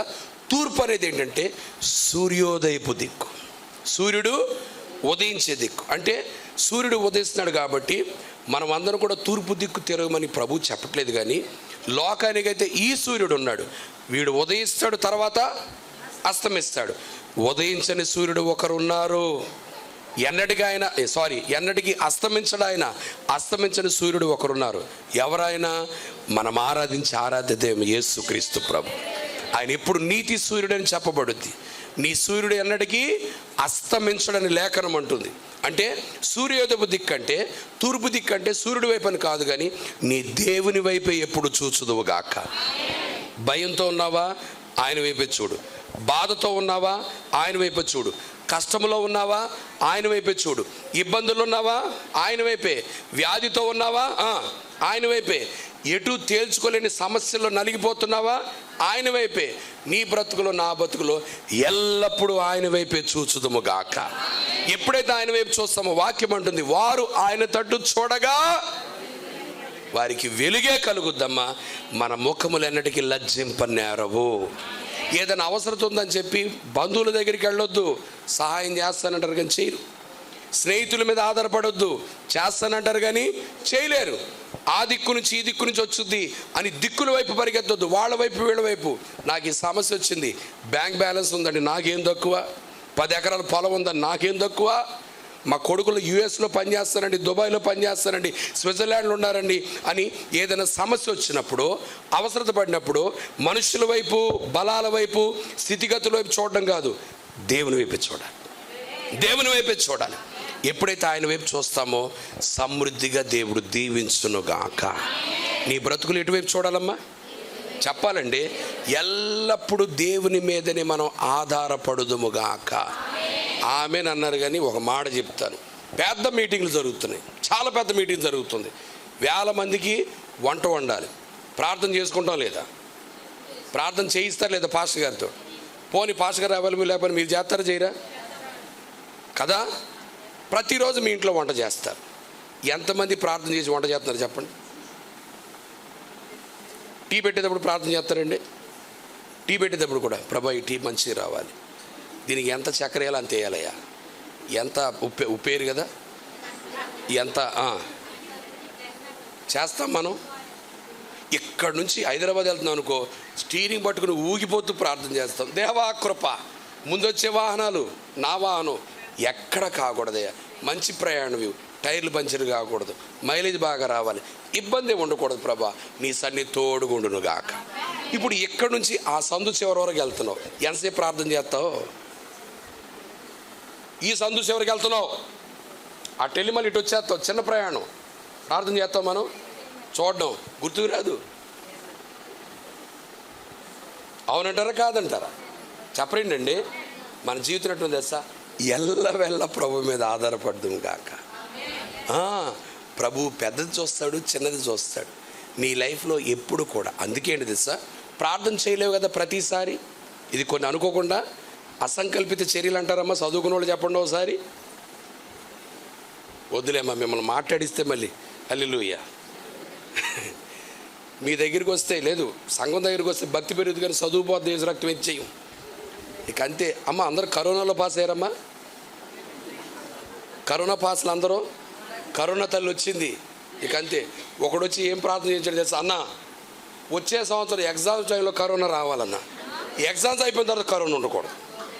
ఆడికి అదేని నీళ్ళ ట్యాప మనకు కావాల్సినప్పుడు ఓపెన్ చేసిన తర్వాత కట్టేయడానికి. ఎందుకు? కరోనా వస్తే ఏం జరుగుద్దమ్మా? ఎగ్జామ్లు ఉండవు. అంతే, కృప వచ్చిందంటే వీడు కష్టపడి పాస్ అవ్వడం కాదు, కరోనా వల్ల పాస్ అవుతాడంట. ఇప్పుడు చూడండి అక్క. అమ్మ దేవుని ప్రజలారా, ప్రభు సన్నిధులు అమ్మ ఎట్లుండాలి తెలుసమ్మా? మనము దేవుని మీదే ఆధారపడుతుండాలి. ప్రార్థన చేయలేము కాబట్టి ఏం చేయాలి తెలుసా? నిరంతరము నీ నోట నా నోట స్తుతి ఉండునుగాక. పెద్ద ప్రయాణమైనా చిన్న ప్రయాణమైనా అడుగేసి అడుగు తీసేటప్పుడు, ఏదైనా పట్టుకునేటప్పుడు నీ నోట నా నోట స్తుతి ఉంటే స్తుతియాగం అర్పించేవాడు దేవుని మహిమపరుస్తున్నాడు. చప్పలు కొడదాం అందరం కూడా. హల్లెలూయా చెప్దాం. హల్లెలూయా. ప్రభు తట్టే చూడు. ఏదైనా బాధల్లో సమస్యలున్నా ఆయన వైపే చూడు. నిన్ను విడిచిపెట్టడు. నీ దుఃఖాన్ని కన్నీటిని త్రాసులో తోస్తాడు ఆయన. తూచి తూచి ఒకానొక రోజున నీ ఊహల్లో కూడా లేని ఆశీర్వాదం దేవునికి ఇచ్చునుగాక. తర్వాత ఉత్తరం వైపు ప్రభు, దక్షిణం సంఘం, తూర్పు ప్రభు కొరకే. తర్వాత ఏంటిది? పడమర. పడమర దిక్కు అంటే ఏంటి తెలుసమ్మా? పడమరలో ఏంటో తెలుసా? అది ముగింపు. సూర్యుడు ఒక రోజు యొక్క ముగింపు. ఒకసారి ప్లీజ్ వినండి. పడమర దిక్కు అంటే అర్థం ఏంటంటే ఈ లోకము, లోకపు నటనలన్నీ గతించిపోతాయి. నీ మనసులో నా మనసులో ఎప్పుడు అది ఉండాలి. రాజైనా రైతైనా పెద్దవాళ్ళైనా చిన్నవాళ్ళైనా అందరు ఈ లోకాన్ని విడిచిపెట్టి ఎప్పుడు ఎట్లున్నా తెలుసా? ప్రభు ఎప్పుడు వచ్చినా ఆయన రాకడ కొరకు నేను సిద్ధపడుదునుగాక. చెప్దాం అందరం ఆమేన్. ఈ లోకంలో బంధువులు బాంధవ్యాలు తాత్కాలికం. దేవునితో ఈ అనుబంధం యుగ యుగాలు ఉండేటువంటిది. ఆ బంధం కొరకు ఏ బంధానన్నా పక్కన పెట్టి, ఎవరి కొరకో యేసయ్యతున్న బంధాన్ని విడిచిపెట్టుకోవద్దు. ఊరు కొరకో, కులం కొరకో, బంధువు కొరకో, భర్త కొరకో, భార్య కొరకో, ఎవరి కొరకో, డబ్బు కొరకో, వెండి కొరకో, వివాహం కొరకో యేసయ్యని విడిచిపెట్టొద్దు. అన్నిటి యేసయ్య కొరకు ఏదైనా విడిచిపెట్టుకున్నంతే. ఈ లోకం అనేటువంటి నటన అది గతించుకుపోద్ది. రెండోది అమ్మ ఇదేంటి చెప్పండి? పడమరంటే అప్పుడు వరకు కనబడిన భూమి ఇక కనబడదు. అదంతా కూడా అంటే నీ జీవితంలో నా జీవితంలో దీనులుగా బ్రతుకుదుముగాక. నువ్వు ఎంత ప్రార్థన చేయి, ప్రజల ముందు నేను ఎంత ప్రార్థన చేస్తానని నువ్వు చెప్పకూడదు. నీ కొరకు సేవకుడు చెప్పాలని కోరుకోకూడదు. తగ్గింపులో మనం ఉందుముగాక. పరిచయ కొరకు ఎంతనో గుప్పెళ్ళు విప్పు. ఇప్పుడు మీటింగ్ జరుగుతున్నాయి. సామాన్యమైన ఖర్చు అండి. నువ్వు ధనం ఇచ్చావేమో, డబ్బులు ఇచ్చావేమో, పరిచర్యకు సహకరిస్తుంటావేమో, సేవకుడికి కుడిభుజంగా ఉంటావేమో. అసలు ఒక రకంగా దేవుడు నీకు నువ్వుగా రాలేదు. దేవుడు నీకు కృపిచ్చి, ఉద్యోగం ఇచ్చి, ధనం ఇచ్చి, మనసిచ్చి నిన్ను వాడుకుంటుండగా నేనే ఇక్కడున్నాను, నేనే సమస్తం, నేనే గొప్ప అన్న ఆలోచన ఉండకూడదు. ఎంత చేసినట్లున్నా తెలుసా? మరుగైపోదుముగాక, దీనత్వంలోకి వెళ్ళిపోదుముగాక. అందుకే ప్రభు ఒక మాట అంటాడు, నీ కుడి చేత్తో చేసింది, నీ కుడి చేత్తో చేసింది ఎడమ చేత్తో. అమ్మ కుడి చేత్తో చేసింది ఎడమ చేత్తో చేయకుండా ఎట్లా తెలుసు? ఎట్లా ఉంటుందమ్మా? కుడి చేత్తో ఇచ్చింది ఎడమ చేతికి తెలియకూడదంటే ఎట్లా? అది ఎట్లంటే ఈ కుడి చేత్తో చేసింది ఎడమ చేతి వరకు రాకుండా మనం చూసుకోవాలి. అంటే ఒక మాట బహుశా ఒకసారి ఇక్కడ మాట్లాడినట్టున్నాడు దేవుడు. ఇక్కడ అమ్మకు ఒక మాట నేను చెప్పాను. ఆ చివరినున్న అన్న కూడా ఆ మాట తెలిసిపోయింది. ఎట్లా తెలిసింది? నేను చెవిలో చెప్పా అమ్మకి. అమ్మ మీ పేరేంటమ్మా? కరుణమ్మ గారు, శాంతమ్మ గారు. అమ్మ చెవిలో నేను చెప్పా, మీకు అందరూ చెప్పలా. ఆవిడ మాత్రం చెప్తే ఆ మూల కూర్చున్న అన్న వరకు ఆ విషయం వెళ్ళిపోయింది. ఎట్లా వెళ్ళొద్దు విషయం? అది గొస గొస గొస గొస గొస గొస చెప్పరేంటండి. నేను అన్నాను ఎవరితో చెప్పమాక. ఆవిడ అంటది, ఆవిడ తట్టుకోలేక, అమ్మ మీరు మంచివాళ్ళేనమ్మా, చరలో చెప్తున్నా. ఇక్కడ చెప్పిన విషయం అక్కడికి ఎట్లా వెళ్ళింది? ఊరంతా తగలడిపోయింది అంతే. ఇప్పుడు మీరు తక్కువ కాదమ్మా, ఆడవాళ్ళకున్న కృప ఏంటి తెలుసా? ప్రతి సంగతి మీకు కావాలి. మీకు అవసరం లేని సంగతి కూడా అసలు అదే ముఖ్యంగా మీకు కావాల్సింది. అసలు అదే మీకు కావాలి. ఈ క్యారెక్టర్ ఎక్కడి నుంచి వచ్చిందంటే అమ్మమ్మ దాంట్లో నుంచి వచ్చింది. ఆవిడకి అవసరం లేదు పండు గురించి, వ్యవహారం గురించి.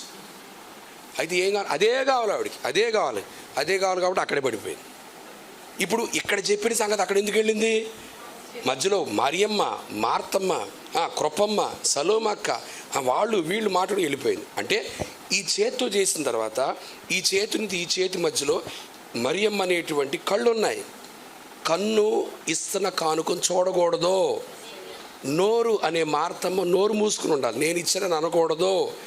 చెవులు అనేటువంటి సలోమి అక్క గారు ఎవరో కానుక నేనే ఇచ్చానని చెప్తూ ఉంటుండగా నేను వినాలన్న గ్రహింపు దీనికి ఉండకూడదు. ఈ చేతి నుంచి ఈ చేతి మధ్యలోన ఇవన్నీ నిశ్శబ్దమైపోతే దీనికి తెలియదు. నేను నా కానుక వల్లే మందిరం కట్టబడింది, నేను ఇస్తేనే మీటింగ్లో భోజనం పెట్టారు, నేనే నిలబడి ఇదంతా చేశాను, నేను నీ మనసులో ఉండకూడదు. ఎవరో పదే పదే చెప్తే వినాలన్న గ్రహింపు ఉండకూడదు. నోటితో నువ్వు చెప్పుకోకూడదు. కళ్ళు ఎప్పుడు కూడా ఆ హెచ్చింపు కోరుకునే గుణం ఇది ఆబ్సెంట్ అయిపోతే నేను ఇక్కడ చెప్పిన మాట వీళ్ళకి ఎవరు చెప్పితే చివరి వ్యక్తికి ఎట్ట తెలుసుద్దామా? చెప్పరేంటంటే నువ్వు కుడి చేతి ఇచ్చావంటే ఆపేయాలేకనంతే.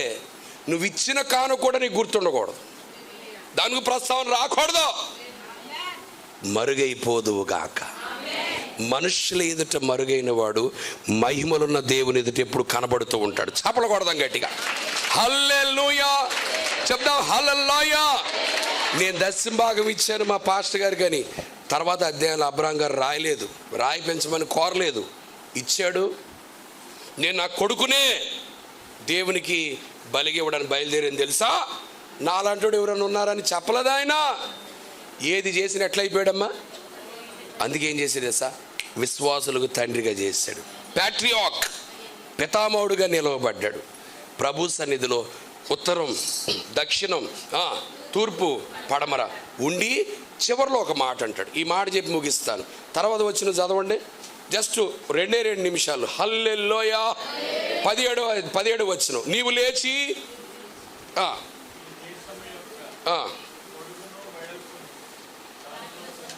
చాలు అమ్మా. ఇప్పుడు చూడండి, క్రియలు లేని విశ్వాసం.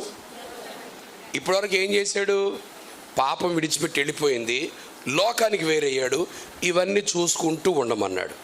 అయితే ఇవి చేసిన తర్వాత క్రియల రూపములో క్రియలు లేకుండా మన విశ్వాసం అనేది స్థిరపరచబడదు. చూసావు కదా అబ్రహామా, ఇప్పుడు చెయ్యి అంటున్నాడు. ఇక ఎట్లా చేయమంటున్నాడు? ఆ దేశపు పొడవు వెడల్పులో అబ్రహాము నడుచును గాక. ఇప్పుడు ఒకసారి ఆ దేశం పొడవులో నడిచాడు, వెడల్పులో నడిచాడు. ఇక్కడ పొడవు సరిపోట్లా. సరే మీ ముందు నడుస్తానమ్మా, ఒకసారి ఇమాజిన్ చేయండి. ఇదేంటిది? బాగా చెప్పారు. ఇదేంటిది? ఇదేమో పొడవు, ఇదేమో అంటే ఎట్లా నడిచినట్టు? ఇటు అటు అడ్డం పొడవు అంటారు.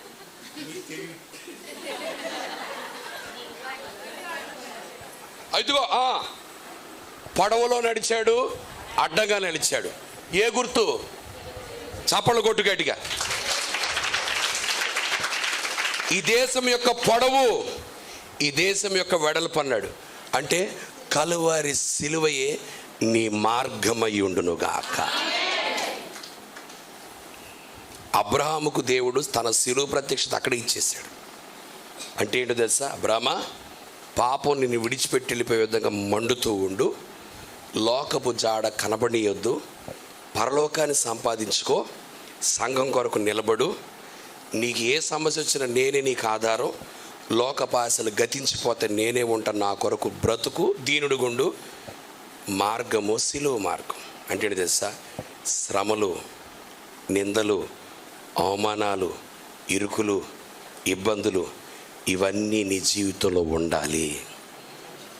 ప్లీజ్, శ్రమ లేనిదే మనకు సింహాసనం ఉండదు, శ్రమ లేనిదే మహిమ ఉండదు, సిలువ లేకపోతే సింహాసనం ఉండదు. శ్రమ పడుట ద్వారానే ప్రభు మహిమలోకి మనం వెళుదుముగాక. చెప్దామా ఆమేన్. యేసుక్రీస్తు ప్రభువుకి సిలువ లేకుండా, ఈ మాట అంటున్నాను ఏమనుకోవద్దు, సిలువ లేకుండా యేసయ్య నీలాగా నాలాగా జనరల్గా చనిపోతే ఏముంది గొప్ప? అక్కడ శిలువ యాగం ద్వారా మరణించాడు కాబట్టి యుగ యుగాలకు మహామహిమలో నిలబడ్డాడు.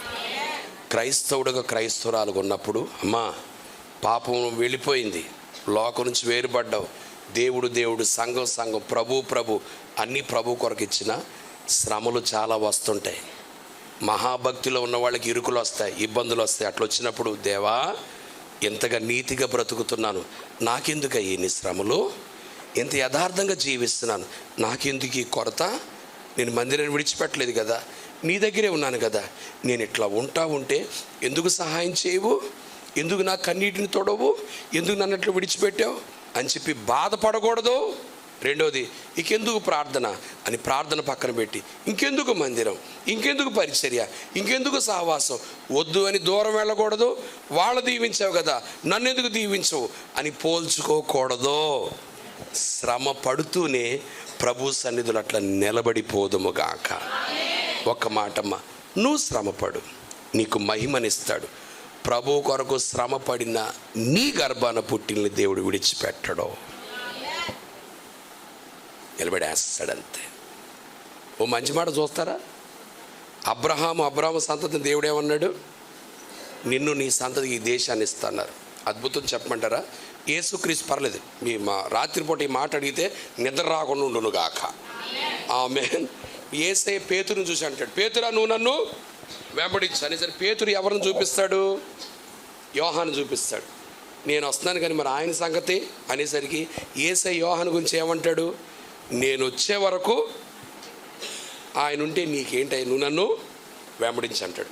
వెంటనే వాళ్ళందరూ ఏమనుకుంటారు, యేసయ్య వచ్చే వరకు ఈ యోహాను బ్రతికే ఉంటాడేమో. యోహాను సువార్త చివరి మాటలమ్మా చదివారు కదండి అని అంటారు. యేసయ్య ఏమంటాడు, నేను వచ్చే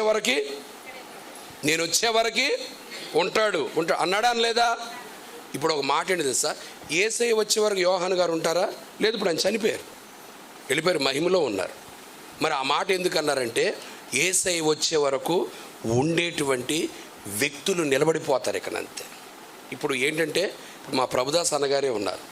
మా ప్రభుదాస్ అన్నగారు ఇప్పుడు 2026 సంవత్సరం చెందిన భక్తులు. ఈయన యేసుక్రీస్తు ప్రభు 100 సంవత్సరాలు వచ్చారనుకుందాం.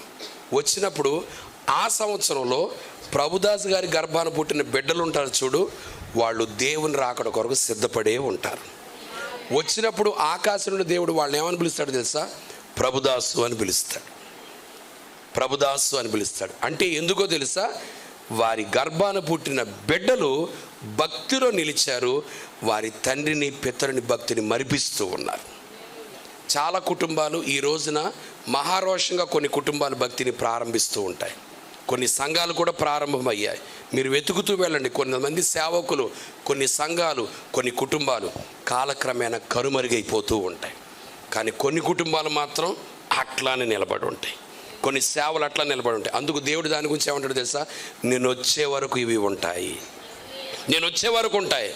ఈరోజు రాత్రి ప్రభు సన్నిధులు ఉన్న దేవుని బిడ్డలారా, ప్రభు కొరకు ఇంతగా శ్రమపడి, ఇప్పుడు రాత్రిపూట నిద్ర చంపుకుని భోజనం కూడా చేయకుండా అట్లా ఇప్పుడు మీరు ఎంత కష్టపడుతూ వాక్యం విన్నారో నాకు తెలుసు.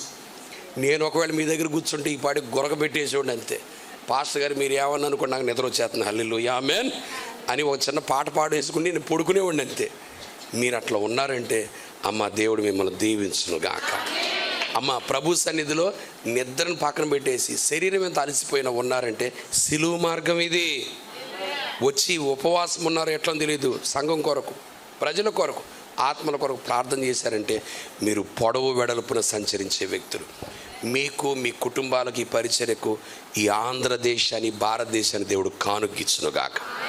దేవుడు ఈ మాటలు దీవించునుగాక. Thank you very much. అందరూ చప్పలు కొడుతూ ప్రభు నామను మహిమపడు.